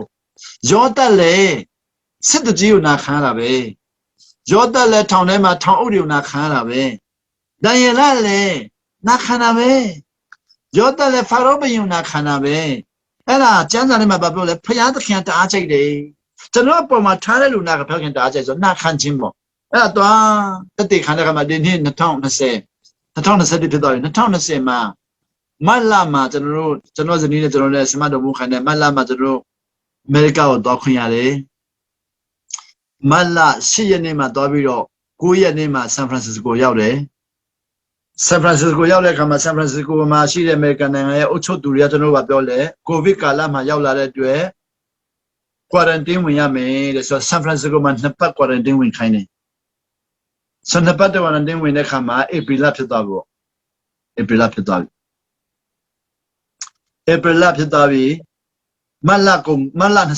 မတ်လ22ရက်ထိနေရတာပေါ့ မလာ22ရက်ပြီးတဲ့ချိန်မှာကျွန်တော်တို့ဆက်သွားမယ့်နေရာအမေရိကန်နိုင်ငံရဲ့မြောက်ပိုင်းဝါရှင်တန်စတိတ်ကိုသွားမှာလေလက်မှတ်တွေအကုန်လုံးဝယ်ပြီးပြီဒါပေမဲ့ကိုဗစ်ရောဂါဖြစ်တဲ့အတွက်မြောက်ပိုင်းမှာသွားလို့မရဘူးဖြစ်တဲ့ခါမှာကျွန်တော်တို့ဘယ်ကိုသွားမလဲဆိုတော့သွားမယ့်နေရာမသိတော့ဘူးမသိတော့တဲ့ခါမှာကျွန်တော်ကထိုင်ကုန်မှာထိုင်နေတာနော်ဖုန်းလာတော့ဖုန်းထဲကနေပြီးတော့မြောက်ပိုင်းမှာတဲ့ကိုဗစ်တအားဖျားလို့တဲ့လူတွေလည်းမခံတော့ဘူးတဲ့အဲ့တဲ့လည်းမခံဘူးလေလာလို့မရတော့ဘူးလို့ပြောတဲ့ခါမှာကျွန်တော်ဖုန်းမကင်ဘူးကျွန်တော်ဇနီးကဖုန်းကင်တာကျွန်တော်ဇနီးကဘယ်သွားမလဲလို့ကျွန်တော်မေးတော့ကျွန်တော်လည်းပတ်ဆက်တဲ့ဘာပြောမှမသိဘူးတောင်ပိုင်းကိုသွားမယ်တက်ဆက်စ်ကိုသွားမယ်လို့တခါပြောပလိုက်တာအဲ့ဒါလည်းဒီနေ့တရားဟောချက်တွေမှာဆရာနဲ့ကျွန်တော်ဂျမ်ပတ်ရွေးခိုင်းတယ်လို့ပေါ့ကျွန်တော်ဂျမ်ပတ်ရွေးတာကြိုမသိဘူးတခါလည်းထွမြောက်ဂျမ်ခိုင်း30လည်းအရင်တက်က30နဲ့16ပြောလိုက်တယ်နောက်မှပြန်ဖတ်တော့ဖျားခင်ချန်စီတွေ့ခံတော့တက်ဆက်စ်ကိုသွားမယ်လို့ပြောထည့်လိုက်တော့အဲ့ဒါဖုန်းထဲမှာတက်ဆက်စ်ကိုသွားမယ်လို့ပြောလိုက်တယ်အဲ့ဒါဘာသွားလို့မလဲဆိုတော့ကျွန်တော်လည်းအဲ့ဘက်မှာဟိုလက်ခံတဲ့လူရှိမှာပါပြောပြီးတော့မှအဲ့ဒီလေလက်မှတ်ကိုဖုန်းဆက်ပြီးတော့ Texas ဘက်မှာဆက်လို့ရသလားလို့ပြီးတော့ရတယ်ပြီးရောဆိုတော့ Texas ဘက်မှာသွားတယ် Texas ဘက်ကိုသွားတဲ့ခါမှာ AP လဒုတိယပတ် Texas မှာ hostel မှာရောက်တယ်အဲ့ဒီမှာပဲကျွန်တော်သွားမယ့်နေရာမရှိဘဲနေနေတဲ့ချိန်မှာအခုကျွန်တော်တို့ live နဲ့အခုလိုတရားဟောတဲ့ Keynote Center ဆိုတာရှိတယ်အဲ့ဒီ Keynote ကနေပြီးတော့ Keynote ဆိုတာတကယ်တော့အင်္ဂလိပ်လိုအမှန်မှန်တယ်ပေါ့ကျွန်တော်ချင်းလူမျိုးတွေကအမှုတော်ဆောင်လုပ်ငန်းလုပ်တာKingdom International Ministry of Transformation Kingdom International Ministry of Transformation ဖျားသခင်နိုင်ငံတော်တကဘာလုံးကြီးညာမယ်ဆိုတော့မှုတော်ဆောင်လုပ်ငန်းပေါ့သူတို့ကနေပြီးတော့နော် live နဲ့တရားဟောဖို့သူတို့ကိုဒီလာပါတဲ့ဒီမှာ live နဲ့တရားဟောပါတဲ့တခြားနေရာမတော်ပါနဲ့တော်မဲ့နေရာလည်းမရှိဘူးတဲ့ဆိုတော့ကျွန်တော်တို့လည်းအဲ့ဒီကောင်းဆောင်ကကျွန်တော်တို့ရဲ့တမီးပေါ့နော်ဆိုတော့ကျွန်တော်တို့လည်းတမီးစီကိုသွားတာပေါ့ဧပြီလဒုတိယပတ်မှာသွားတာပေါ့14ရက်နေ့မှာသွားတာပေါ့14ရက်နေ့မှာသွားပြီးတော့မှ live နဲ့တရားဟောတာပေါ့14ရက်နေ့မှာကျွန်တော်မှားတယ်10ရက်နေ့မှာစဟောပြီနော်10ရက်နေ့မှာစဟောကျွန်တော်မှားနေတယ်နော်ဧပြီလ6ရက်နေ့လောက်စဟောပြီဒီနေ့ဧပြီလ6ရက်နေ့စဟောပြီးတော့6ရက်9ရက်10ရက်9ရက်10ရက်ဟောတော့မြန်မာနိုင်ငံလူတွေကနားထောင်လာရောမြန်မာနိုင်ငံလူတွေကနားထောင်လာတော့ရန်ကုန်ကလူတွေကအသက်မွန်တင်တော်လူတွေကကျွန်တော်တို့ဗာပြောလဲဆိုမြန်မာလူလည်းဟောပေးပါဆိုအသက်မွန်လူတွေကကျွန်တော်တို့ကိုဗစ်ဖြတ်ခိုင်းတာပေါ့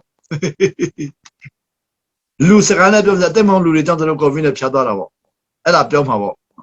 ဒါပေမဲ့တကယ်အမှန်ကတော့အသက်မွန်လူတွေကြောင့်မဟုတ်ဘူးဖယားသခင်လမ်းဖွင့်တဲ့နေရာသွားနေတယ်ဆိုလူသားတွေရတယ်ဖယားသခင်လမ်းဖွင့်တဲ့နေရာသွားတဲ့ဟာကိုလူတွေကလှုပ်တယ်လို့ထင်နေတယ်ကျွန်တော်တို့လည်းအသက်မွန်လူတွေကဧပြီလ30ရက်နေ့73ရက်နေ့တကြံနေ့မှာတဲ့မြန်မာလူဟောပေးပါတဲ့ဆိုတော့ဧပြီလ6ရက်နေ့စဟောပြီးတော့10ရက်နေ့17ရက်နေ့12ရက်နေ့ဟောတဲ့ခါမှာတကြံနေ့မှာမြန်မာလူဟောဖို့ဖြစ်တဲ့ခါမှာအဲ့ဒီ Keynote လို့ခေါ်တဲ့ Kingdom International Ministry of the Transformation Keynote ရဲ့ကောင်းဆောင်ကြီးကိုကျွန်တော်ကပြောတာပေါ့မြန်မာလူဟောပေးပါလို့ပြောတယ်မြန်မာလူဟောရအောင်လို့ပြောတော့ Keynote ဆရာကြီးကမြန်မာလူမတက်ဘူးကျွန်တော်မြန်မာလူမဟောတတ်ဘူးတဲ့မြန်မာလူမဟောနိုင်ဘူးဒါအကြောက်တယ်ဆိုတော့မြန်မာနိုင်ငံလူတွေကတောင်းဆိုထားတဲ့တကြံကာလအတွင်းမှာမြန်မာလူဟောဖို့တောင်းဆိုထားတဲ့ဟာကိုကျွန်တော်ကဟောဖို့ရန်ဆုတောင်းတဲ့ခါမှာအဲ့ဒီမှာလုံးဝအဆင်မပြေတော့မြန်မာလူမတက်ဘူးတဲ့ဆိုတော့အသက်မွန်သိန်းတော်ခွင့်တောင်းတယ်ဆိုတော့အသက်မွန်တော်ဆရာကျော်ဝင်းအောင်ကျွန်တော်တို့အသက်မွန်သိန်းတော်ကျွန်တော်ရဲ့ဒီဘီယူဆရာကျော်ဝင်းအောင်ဖုန်းဆက်ပြီးတော့ပြောတော့ဆရာမြန်မာလူဟောခိုင်းတယ်ဘယ်လိုလဲဆိုတော့သူကကျွန်တော်တို့ခန်းဆတ်ပြည်နယ်ကိုလာပါတယ်ကျွန်တော်မြန်မာလူဟောလုပ်ပြီးမယ်တဲ့ဆိုတော့ Texas ကနေပြီး Kansas ပြည်နယ်ကိုနိုင်ပေါင်း8နာရီရန်ကုန်နဲ့မန္တလေးထက်ပိုဝေးတယ်နိုင်ပေါင်း8နာရီရန်ကုန်မန္တလေးထက်ပိုဝေးတဲ့နေရာကိုသွားပြီးမှမြန်မာလူဟောမှာဆိုတော့ကျွန်တော်တို့ဟုတ်ကဲ့ဆိုလက်ခံပြီးတော့ဧပြီလ12ရက်နေ့မှာ Texas ပြည်နယ်ကနေပြီးတော့ Dallas ကနေပြီးတော့ Kansas ပြည်နယ် Kansas မြို့ကိုကိုဗစ်ကြားရနေပြီးတော့ကျွန်တော်တို့သွားတာပေါ့ဘသူမှအပြင်မထွက်ခိုင်းတဲ့ဟာကိုကျွန်တော်တို့သွားတာပေါ့ဘသူမှအပြင်မထွက်နဲ့ခရီးသွားရင်လည်းလက်မှတ်နဲ့သွားပါဆိုတော့ကျွန်တော်ကလက်မှတ်လည်းမရှိဘဲနဲ့သွားတာပေါ့သွားတော့ Kansas ကိုရောက်သွားတယ်ဧပြီလ23ရက်နေပြီးတော့19ရက်ထိဟောခဲ့လာမြန်မာအဲ့ဒီချိန်မှာကျွန်တော်တို့ဟောတဲ့ဟာကိုနော်အခုလိုဗီဒီယိုရိုက်ပေးတဲ့ဆရာကကိုဗစ်နဲ့ဖျားနေပြီဆိုတော့ကျွန်တော်ကကိုဗစ်နဲ့ဖျားတဲ့ဗီဒီယိုဆရာစီကိုသွားနေတာပေါ့ပထမ2ရက်ရိုက်ပေးပြီးတော့ 2 ရက်ပြီတတိယညမှာသူဖြားနေပြီသူမလာနိုင်တော့ဘူးကျွန်တော်ကသူကိုဗစ်နဲ့ဖြားမှမသိဘူးအဲ့ဒီသူဖြားပြီးတော့မလာနိုင်တော့ဘူးသူစတုထနေ့မှာတော့ဆရာကျော်ဝင်းအောင်ဇနီးဖြားနေပြီကျွန်တော်လည်းမသိဘူးအဲ့လိုနဲ့18 ရက်နေ့ထိဟောပြီးတော့19 ရက်နေ့မှာအဲ့ဒီ Texas မြို့ကိုပြန်သွားတာပေါ့ခန်းစားချင်းလို့ပြန်ဟောဖို့တော့ပြန်သွားတယ်အဲ့ဒီချင်းလို့ပြန်သွားပြီးတော့ခီမမှာ19 ရက်နေ့သွားဟောထပြီးတော့ချင်းလို့ပြန်ဟောတဲ့ခါမှာအဲ့ဒီခန်းစားစာနေဖြားတယ်လို့ကျွန်တော်ဖုန်းဆက်ပြီးဆရာကျွန်တော်တို့ကကိုဗစ်နဲ့ဖြားကုန်ပြီတဲ့ကျွန်တော်ဆေးရုံရောက်ပြီဆိုတော့လည်းအဲ့မှာတဘောပေါက်သွားပြီစဖြားပြီအဲ့နဲ့အဲ့ဒီလ20 ရက်နေ့မှာကျွန်တော်ကကိုဗစ်နဲ့ဖြားပြီဆိုပြီးတော့ Facebook မှာကြေညာလိုက်တာပေါ့ကဘာပေါ်မှာကြောက်စရာကောင်းဆုံးတော့ကိုဗစ်နဲ့တွေ့သွားပြီလို့ကြောက်ရေး Facebook ကြေညာတော့အဲ့ဒီ20နဲ့စဖြားပြီ21ဖြားပြီဒါပေမဲ့တကဘာလုံးမှာရှိတဲ့လူတွေကသူတို့အံ့ဩပြီးတော့ကြောက်လန့်ပြီးတော့ကျွန်တော်ကိုနှမျောပြီးတော့ဆရာဘာဖြစ်လို့ကိုဗစ်နဲ့ဖြားတယ်လို့ပြောလာလဲတကယ်ဖြားလို့လားဘာဖြစ်လို့အဲ့လိုဆောက်ပြောလာလဲဆောက်မပြောနဲ့ဘာဖြစ်လို့အဲ့လိုပြောလာလဲဆရာဝန်တွေစစ်လို့ဆိုတော့အိုးစာရီရေးလိုက်ကြတာရှိလဲကျွန်တော်ဆူရဲလူကဆူနော်ဆရာမဖြားတယ်ဘာလို့ဖြားတယ်လို့ပြောလာလဲဆိုဆူရဲလူကဆူငေါ့ရဲလူကငေါ့စာနဲ့ကြီးကြီးရေးကြတယ်တပတ်လောက်ဖြားပြီးသူတို့ကလည်းမကြိုက်ဘူးဒါအဲ့ဒီမှာကျွန်တော်တို့ကြောင့်အဲ့ဒီအိမ်ရှင်ခီမောအိမ်ရှင်တွေလည်းဖြားပြီဆိုတော့ကျွန်တော်တို့အခုဒီတရားဟောတာလွှင့်ပြီးတဲ့ဆရာကြီးကိုယ်တိုင်လည်းဖြားတယ်သူဇနီးလည်းဖြားတယ်ကျွန်တော်တို့ဆက်ကင်ပြီးတဲ့ဆရာလည်းဖြားတယ်ကျွန်တော်ဇနီးလည်းဖြားတယ်ကျွန်တော်လည်းဖြားတယ်9 ယောက်ဖြားပြီးတော့ပြည်လာ20 ရက်နဲ့ဖြားပြီးတော့အဲ့ဒီအိမ်ရှင်တွေကတော့ကျွန်တော်တို့ရင်နှွေးနဲ့ကုကြတဲ့ခါမှာတို့ကတော့အင်ရှင်တွေဆိုတော့ရင်နှွေးနဲ့ကုတဲ့ခါမှာတို့ကပို့ပြီးတော့နားလေတော့ပြန်ကောင်းသွားကြတယ်အင်ရှင်တွေ3 စလုံးကပြန်ပြောက်သွားကြတယ်ကျွန်တော်လည်းဆရာမတော်မခိုင်ကြတော့အင်ရှင်မဟုတ်တဲ့ခါမှာနည်းနည်းမကျွမ်းကျင်ဘူးဖြစ်မှာပို့ဖြားပြီးတော့ပြည်လာ20 ရက်နေပြီးတော့မေလ4 ရက်ထိ14 ရက်ဖြားပြီးအဲ့ဒီမှာမေလ4 ရက်ကြောက်လာခါကျကျွန်တော်တတိလေးသွားပြီပေါ့နေပေါ့အိမ်မှာနေလို့မရတော့ဆိုတော့ကျွန်တော်ဆေးရုံရောက်သွားတာပေါ့ဆရာတော်တော်ကကျွန်တော်လည်းဆေးရုံရောက်သွားတယ်မေလ4 ရက်5 ရက်နဲ့ဆေးရုံရောက်ပြီမေလ12 ရက်ထိကျွန်တော်ကနေတယ်ဆရာတော်ကမေလ13 ရက်ထိနေတယ်အဲ့ဒီမှာကျွန်တော်ရဲ့အတွေ့အကြုံလေးကိုဒီနေ့တက်တည်ခံချင်တာပါလဲဆိုတော့မေလ5 ရက်ကနေပြီးတော့တတိလေးတယ်အဲ့ဒီမှာတို့ကမှန်ပြောင်းလဲထည့်ပြီးတော့တတိလေးနေရာထည့်ပြီးတော့ကျွန်တော်တတိမရတော့ဘူးကျွန်တော်မှာအခုဆေးစကားနဲ့ပြောမယ်ဆိုရင်ပိုတက်ဆီယမ်မရှိတော့ဘူးပိုတက်ဆီယမ်ကုန်သွားပြီတဲ့မြန်မာနိုင်ငံမှာဆိုရင်တော့တတိလေးသွားပြီပေါ့ပြန်မနိုးတော့ဘူးပေါ့ potassium မရှိတော့ potassium ကုန်သွား dehydration ဖြစ်ပြီး potassium ကုန်သွားပြီပေါ့ဆိုမေလ5 ရက်နေ့မှာတတိလစ်သွားပြီမေလ6 ရက်မေလ9 ရက်မေလ10 3 ရက်တတိလစ်ပြီးတော့မေလ10 ရက်မှာပြန်နိုးလာတယ်သူတို့က potassium ပြန်ထည့်ပေးတယ် potassium ပြန်ထည့်ပေးပြီးတော့3.5ပေါ့ 3.5 ပြန်ထည့်ပေးတာပေါ့3 ရက်တွင်းမှာ potassium ကို 3.5 ပြန်ထည့်ပေးတယ်ပြန်ထည့်ပေးပြီးတော့ပြန်သက်ရှင်ခွင့်ရလာတယ်အဲ့ဒီတရေလေးတဲ့3 ရက်ကာလကျွန်တော်မသိဘူးဒါပေမဲ့ကျွန်တော်ကလူခန္ဓာကိုယ်ကမသိပေမဲ့ကျွန်တော်ရဲ့ဝိညာဉ်ကတော့အိုးအံ့ဩစရာကောင်းတယ်ကျွန်တော်နှစ်ပေါင်း20 30မှုတော့ဆောင်တဲ့ချိန်မှာမလုံနိုင်တဲ့ဟာတွေအားလုံးအဲ့ဒီချိန်မှာအများကြီးလုတ်ပလိုက်တာပေါ့ဆိုတော့ဘာလို့တလဲဆိုတော့ကိုဗစ်နဲ့ဖျားတဲ့လူတွေအကုန်လုံးတစ်ကမ္ဘာလုံးမှာရှိတဲ့ကိုဗစ်နဲ့ဖျားတဲ့လူတွေအားလုံးကတည်တဲ့နေရာကိုသွားကြတာပေါ့အဲ့မှာကျွန်တော်တန်းစီပြီးသွားတာပေါ့အဲ့ဒီတည်တဲ့နေရာတန်းစီပြီးသွားကြတယ်ကျွန်တော်တန်းစီပြီးသွားကြပြီးတော့အဲ့မှာကျွန်တော်တားပြီးတော့တယောက်ပြီးတယောက်အဲ့ဒီတည်တဲ့နေရာသူတို့ဆွန့်ပြရတယ်အဲ့လိုဆွန့်ပြရတယ်ဆွန့်ပြရတယ်ဆိုတော့ကျွန်တော်လည်းတန်းစီပြီးသွားပြီးတော့ဆွန့်ပြဖို့သွားပြီးတော့ကျွန်တော်တန်းစီပြီးသွားပြီးဆွန့်ပြကျွန်တော်လှည့်ရောက်တော့ကျွန်တော်ဆွန့်ပြရမယ်လှည့်ရောက်တော့ကျွန်တော်ကကျွန်တော်လှည့်ဆွန့်ပြပါလို့ကျွန်တော်သွားပြောတော့ကျွန်တော်နောက်မှာတော့တန်းစီလူတွေအများကြီးပဲတည်မဲ့နေရာတန်းစီလူအများကြီးပဲကိုဗစ်နဲ့ကျွန်တော်ဆွန့်ပြပါလို့ပြောတော့ဆွန့်ပြတဲ့လူတွေကကျွန်တော်ဘာပြောဆိုဆွန့်ပြလို့မရဘူးဘာဖြစ်လို့လဲလို့ကျွန်တော်မေးတော့လောကမှာကိုဗစ်နဲ့ဖြားတဲ့လူတွေအားလုံးဟာသူတို့ရှင်းပြတာနော်အဲ့လူတွေတင်းအောင်ဆရာလည်းမဟုတ်ဘူးချင်းခရစ်ယာန်လည်းမဟုတ်ချင်းတင်းအောင်ဆရာလည်းမဟုတ်မြန်မာနိုင်ငံတင်းအောင်ဆရာအမေရိကန်တင်းအောင်ဆရာလည်းမဟုတ်တရုတ်နိုင်ငံမှာနော်ကိုဗစ်နဲ့ဖြားတဲ့လူတွေဆွန့်ပစ်တဲ့လူတွေသူတို့ပြောပြတာကျန်းစာလည်းမကင်ဘူးသူတို့ကျန်းစာလည်းသူတို့နားမလဲဘူးဘာမှနားမလဲဘူးလောကမှာသူတို့ရှင်းပြတယ်တေမဲ့လူတွေအားလုံးဟာတဲ့တခင်ခရစ်တော်ခွင့်ပြုမှတည်လို့ရတယ်တဲ့ခရစ်တော်ခွင့်မပြုတည်လို့မရဘူးတဲ့အော်လေကျွန်တော်တင်းအောင်ဆရာဒီတော့လှုပ်လာတာဒီတော့ကျန်းစာဖတ်လာတာတခင်ခရစ်တော်ကတရုတ်နိုင်ငံအကုန်လုံးတောင်းယူဆိုတာမသိလိုက်ဘူးရုရှားနိုင်ငံအကုန်လုံးတောင်းဆိုတာမသိလိုက်ဘူး အခုကိုဗစ်ရောဂါအားလုံးလည်းခရစ်တော်ခွင့်ပြုဆိုတာမသိလိုက်ဘူးသူတို့ကရှင်းပြတာကြည်စမ်းဒီနေ့ခရိယန်တွေကပဲပြောလဲကိုဗစ်ကစာတန်တဲ့ခရစ်တော်လုပ်တယ်ဆိုတော့မသိဘူးကျွန်တော်တို့ကမကြုံဘူးဆိုရင်ကျမ်းစာဖတ်လို့နားမလဲဘူးကျွန်တော်ကမကြုံဘူးဆိုရင်တင်ရုပ်ဆက်ဖြစ်လည်းနားမလဲဘူးကျွန်တော်ကမကြုံဘူးဆိုရင်ကျမ်းစာတက်ပြီးဒေါက်တာဘွဲရလည်းဘာနားမလဲဘူးဒေါက်တာဘဲကနော်လူအချင်းချင်းသင်ပေးတာစာအုပ်လှမ်းပြီးတော့စာအုပ်ချက်ခိုင်းတာစာမျက်နှာ100လောက်ဖတ်ခိုင်းတာပဲလေအခုတော့တဝက်ဖတ်တယ်လို့တော့တချို့တော့တဝက်ယူနေတာစာမျက်နှာ900လောက်မဖတ်တယ်လို့အများကြီးရှိမှာတညစာမျက်နှာ900ဖတ်ခိုင်းတာပဲဖခင်သခင်တန်တခါမှမကြားခိုင်းဘူးကျွန်တော်တော့တဝက်ယူတာကျမ်းစာအုပ်တော့မကောင်းမဖတ်ဘူးသူများရေးတဲ့စာအုပ်ကိုစာမျက်နှာ900 600ဖတ်ပြီးတော့ဖခင်တန်တခါမှမကြားဘူးတန်တခါမှမကြားဘူးတန်ရှင်တော်ကတန်တခါမှမကြားလို့လည်းအများကြီးရှိမှာသူကပြောတယ်ဆွတ်ပြလို့မရဘူးတဲ့ဒါပြောလဲပြီးတော့တကယ်ကတော့ခွင့်မပြုဘူးတဲ့ဟာဒီလိုတွေအားလုံးခင်ဗျားတို့လွတ်ပြနေတာပဲလို့ပြောတယ်ကျွန်တော်ကမကြောက်ဘူးလွတ်ပြမှာလုံးဝမကြောက်ဘူးနောက်လည်းမဆုပ်ဘူးဟာဒီလိုတွေအားလုံးခင်ဗျားလွတ်ပြကျွန်တော်လည်းလွတ်ပြပါလားပြောမရဘူးတဲ့လွတ်ပြပါပြောမရဘူးတဲ့ဘာဖြစ်လို့ဆိုခရစ်တော်ခွင့်မပြုဘူးဒီမှာလွတ်ပြလို့မရဘူးတဲ့ဟာသူတို့ကြတော့ခရစ်တော်ခွင့်ပြုလို့လွတ်ပြတာတဲ့ဟောတရုတ်ပြည်မှာတည်တဲ့လူတွေအားလုံးလည်းခရစ်တော်ခွင့်ပြုတယ်တဲ့ကျွန်တော်တို့ကြတော့born again ဖြစ်တယ်လို့ဒီပဲခရစ်တော်နဲ့ဆက်သွယ်လို့ပြီးတော့ born again ဖြစ်တဲ့လူတွေအားလုံးခရစ်တော်နဲ့မဆိုင်တယ်လို့ခရစ်တော်ဟာလောကတစ်ခုလုံးနဲ့ကောင်းကင်နဲ့မြေကြီးရဲ့ရှင်မင်းလို့ရေးထားတာကျွန်တော်မိသွားတယ်ရှင်မသက်ခန်းကြီး7အငယ်25နဲ့30ဖတ်ရင်တကယ်ခရစ်တော်ပြောတယ်ကိုတော်ဟာတဲ့ကောင်းကင်အားလုံးနဲ့မြေကြီးရဲ့ရှင်မင်းကျွန်တော်အဲ့ဒါကိုဖတ်နေတော့လဲနားမလဲဘူးကျွန်တော်ကကောင်းကင်နဲ့မြေကြီးအလို့ရှင်မြင်ကျွန်တော်ကမဟုတ်ဘူးစာရမနေရာတိုင်းမှာကြောက်ခရစ်တော်ကြမကြောက်ညောင်ပင်အောက်ရောက်ရင်လည်းခရစ်တော်မကြောက်စာရမကြောက်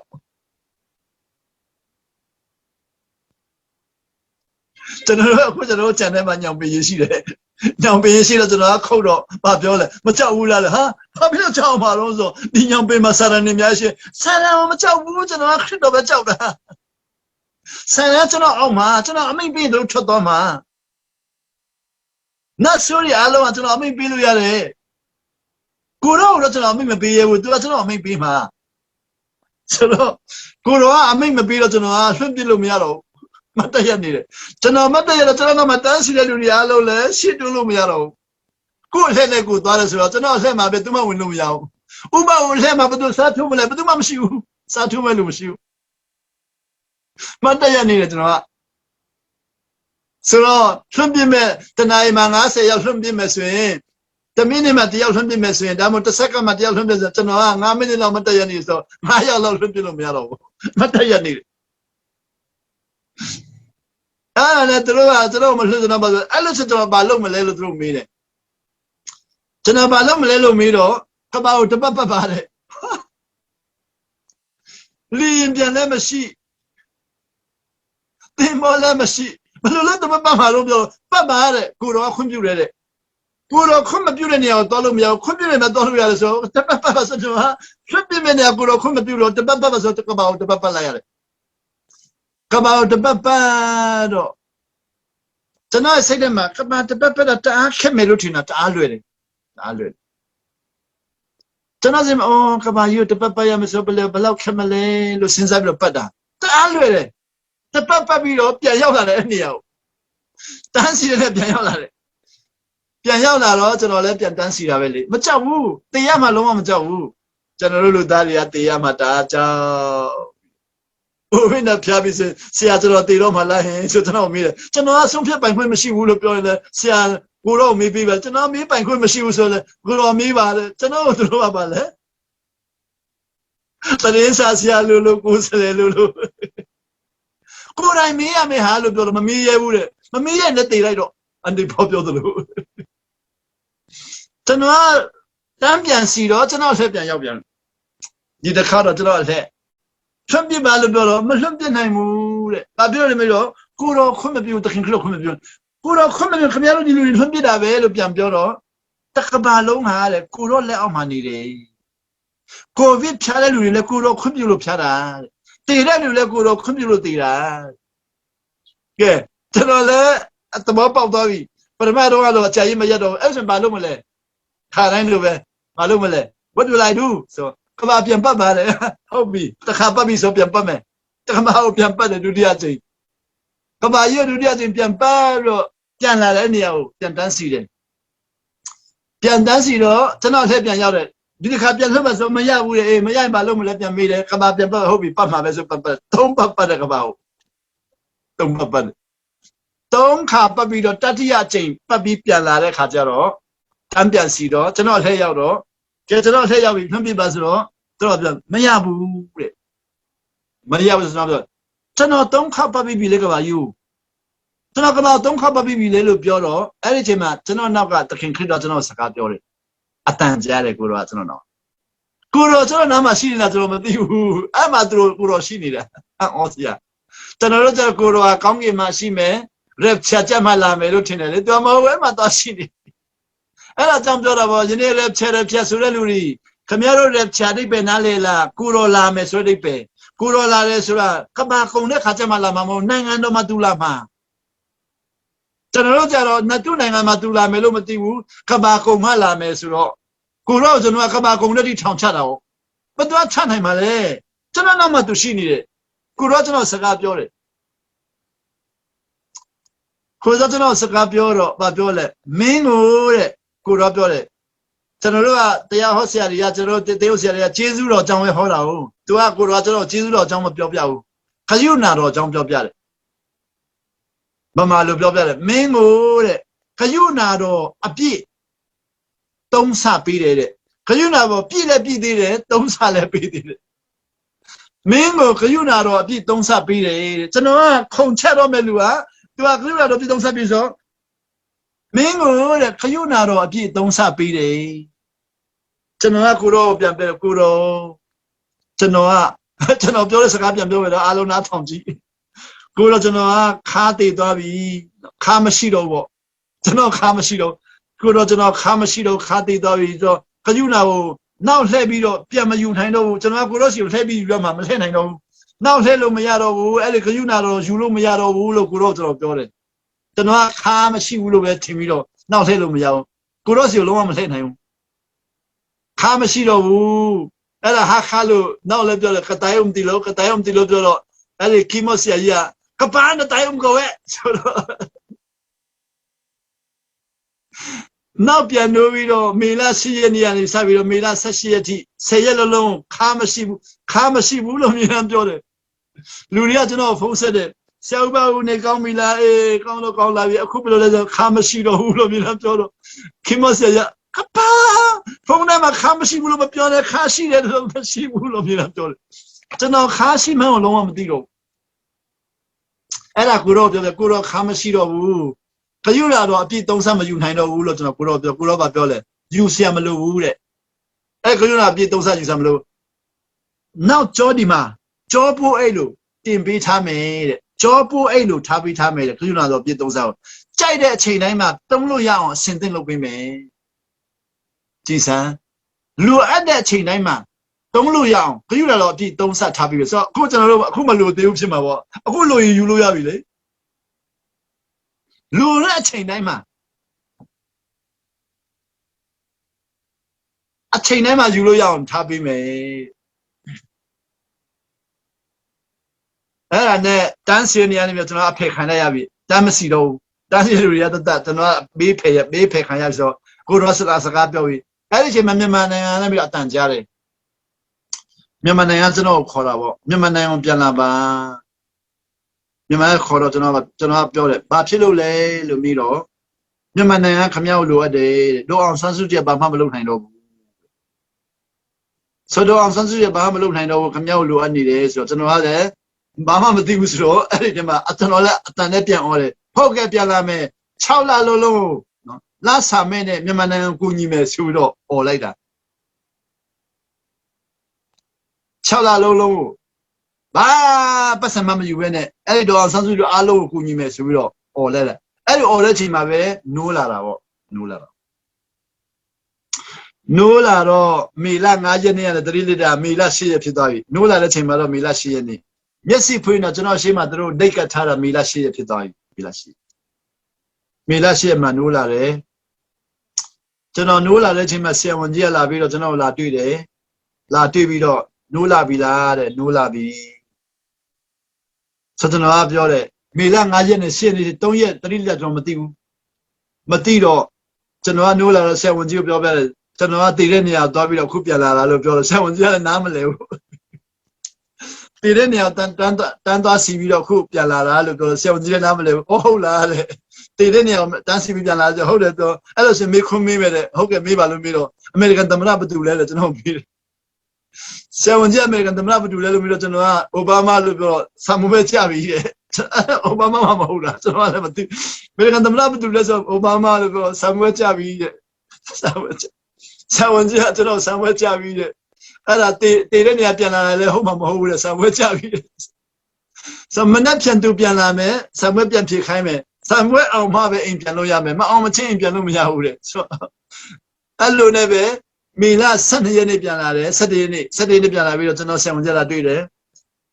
တတိယပြီလားရပြီနိုးပြီလားနိုးပြီအခုစကားပြောလို့ရပြီကဲမိမယ်နော်အမေရိကန်သမ္မတဘယ်သူလဲလို့မေးတော့ကျွန်တော်ကဒေါ်နယ်ထရမ့်လို့ပြောအောင်သွားပြီ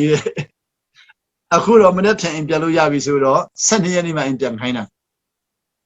ကျွန်တော်ဇနီးက73ရက်နေ့အိမ်ပြန်တယ်ကျွန်တော်က12ရက်နေ့အိမ်ပြန်တာအဲ့ဒီကီမော့Kimot Kingdom International Ministry ရဲ့ဥက္ကဋ္ဌပေါ့နော်။ကောင်းဆောင်ကြီးပေါ့။အင်္ဂလိပ်ဆရာကြီးကကျွန်တော်ကိုဆေးရုံမှာလာခေါ်ပြီးတော့အိမ်ကိုပြန်ခိုင်းတယ်။အိမ်မှာသူ့အိမ်မှာကျွန်တော်ကိုပြုစုတယ်။မေလ12ရက်ပြီး19ရက်နေ့အထိ9ရက်လုံးကျွန်တော်ကလက်ကိုလည်းမြှောက်လို့မရဘူး။ Zoom ကိုလည်းကင်လို့မရဘူး။ထမင်းလည်းစားလို့မရဘူး။အဲ့ဒီ Kimot ရဲ့ဒါရိုက်တာနေပြီးတော့နော်ခိမဒါရိုက်တာရဲ့နောက်ဆမ်မန်ကူရဲ့သူတို့ကနေပြီးတော့ကျွန်တော်ကိုခင်းနေထမင်းနေချက်ပေးပြီးတော့သူတို့က Zoom လေးနဲ့ယူပြီးတော့ကျွန်တော်ကိုဒီလို Zoom လေးနဲ့ခွန်ပြီးတော့9ရက်လုံးသူတို့ကြွေးရတာအဲ့ဒါတော့မှဆရာဝန်နိုးခါစားတော့ဆရာဝန်ထမင်းစကြွေးတော့ကသူကထမင်းကြွေးမယ်နော်တဲ့ဟုတ်ကဲ့လို့ပြောတယ်သူကထမင်းကိုယူပြီးတော့ပတ်ဆက်လေးလာပေးရင်ပတ်ဆက်မဟာတဘူးဆရာဝန်ကနေပြီးတော့သူ့ရဲ့လူကိုပြောပြတယ်ပတ်ဆက်ဟာခိုင်းပြီးကြွေးပါတဲ့ဆိုတော့သူ့လူကကျွန်တော်ဘာပြောလဲကဲပတ်ဆက်ဟာတဲ့ကျွန်တော်အင်္ဂလိပ်လိုပတ်ဆက်ဟာလဲဆိုတာဘာလဲလို့ပြန်မေးတယ်ဆိုတော့အဲ့ဒီကျွန်တော်ထမင်းကျွေးတဲ့လူကရက်ကလေးလို့ open your mouth like a bird ဆိုတော့ရက်ကလေးလို့ဟာပါတဲ့ဟုတ်ပြီဆိုတော့မြတ်ကြ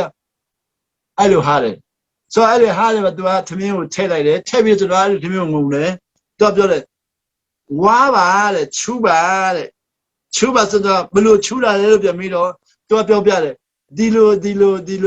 ချူပါတဲ့ဆိုတော့လဲဒီလိုဝါတာပေါ့ဝါရင်နဲ့မမျိုးပြန်ဘူးအဲ့တော့မျိုးပါတဲ့ကျွန်တော်ပြောတယ်မျိုးရင်အထဲဝင်မလားလို့ပြီးတော့ဝင်တယ်တဲ့ဩ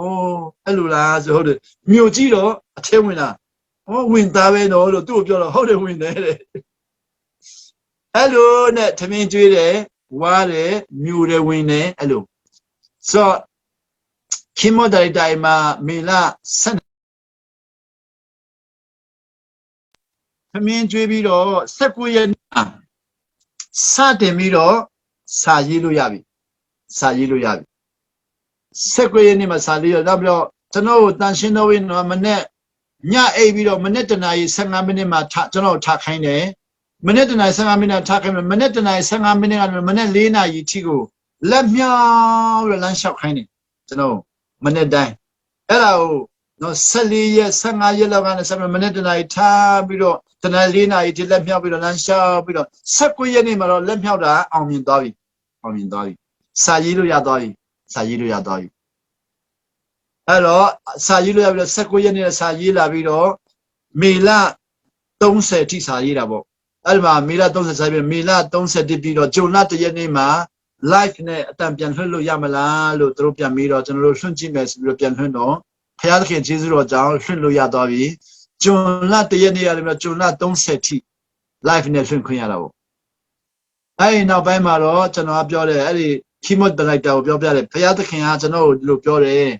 ရှင်းအယုနာတော့အပြည့်3ဆပေးတယ်လို့ပြောတယ်မြန်မာနိုင်ငံကကျွန်တော်ခေါ်တယ်အဲ့ဒါကြောင့်မြန်မာနိုင်ငံပြန်သွားရမယ်ဆိုပြီးတော့ကျွန်တော်တို့မြန်မာနိုင်ငံပြန်လာဖို့ရန်စီမံကိန်းလုပ်တယ်မြန်မာတန်ယုံကိုခေါ်တယ်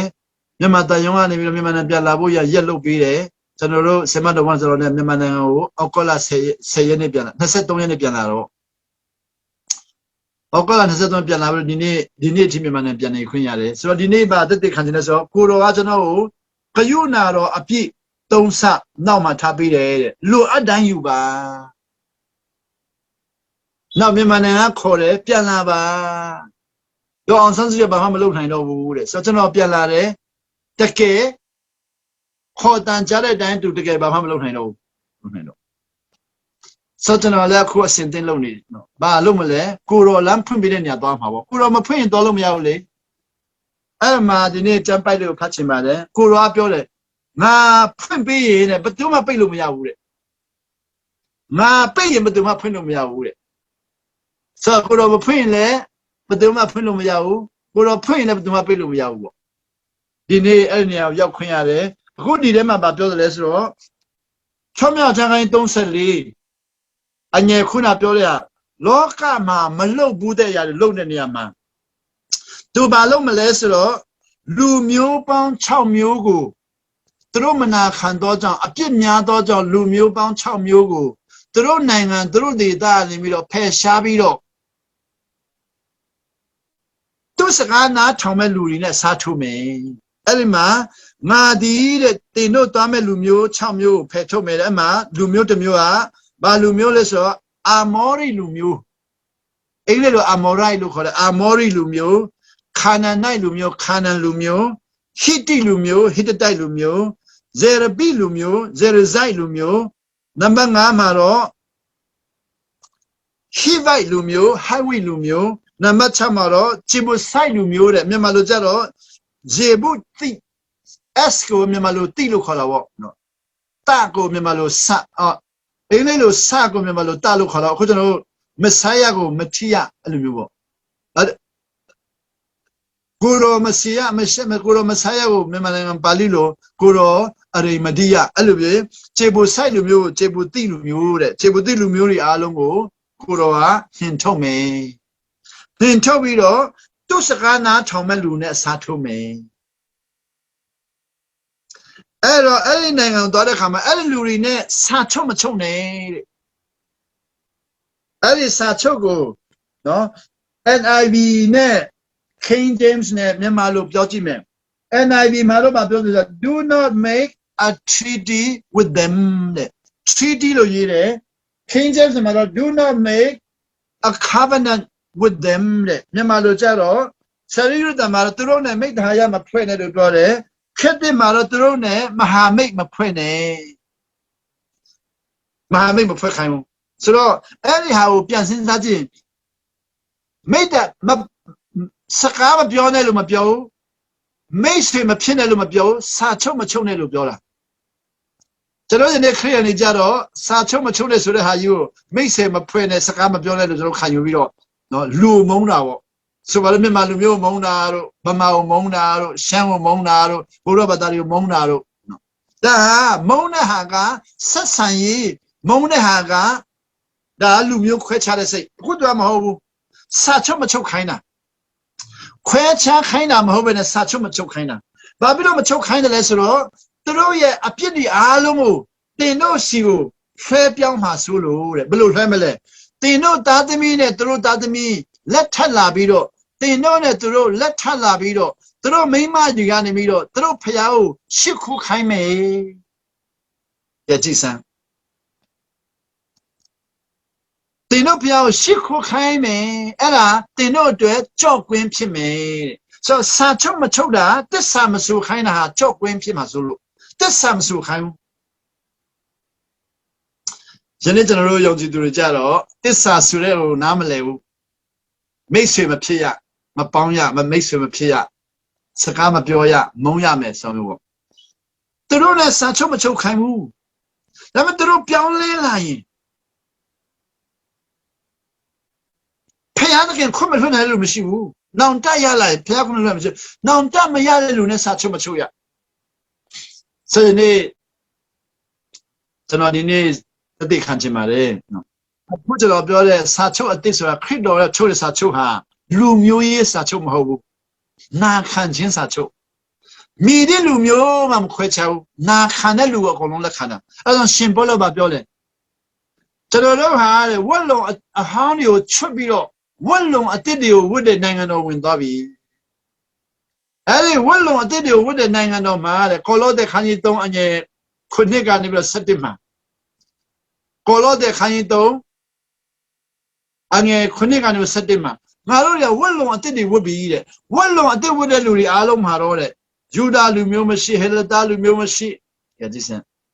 နိုင်ငံတော်မှာကိုရောနာခံမဲ့လူမျိုးနာခံတော့မယ်ဆိုရင်တဲ့ဗမာမရှိချင်းမရှိရှမ်းမရှိကချင်မရှိ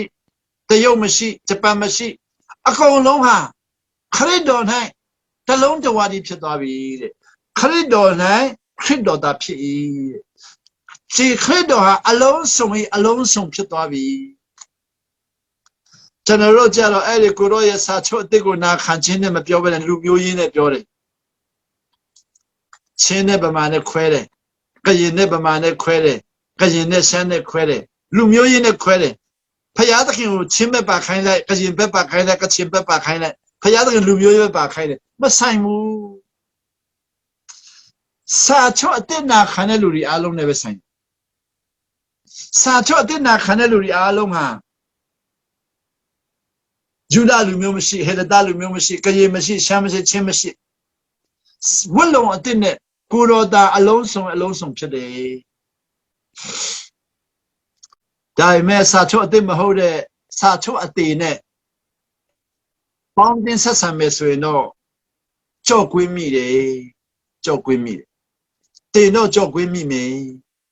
ဟာလူတို့လည်းတော်ကောင်းတာပဲတို့လည်းလူကောင်းနေပဲဆိုရင်တော့ကြော့ကွင်းမိဖယားသခင်လူကောင်းမရှာဘူးဟာတို့လည်းအဖန်နေတာပဲငါတို့လည်းတို့ပုံဖန်နေတာပဲဖယားကဖန်တဲ့လူမရှာဘူး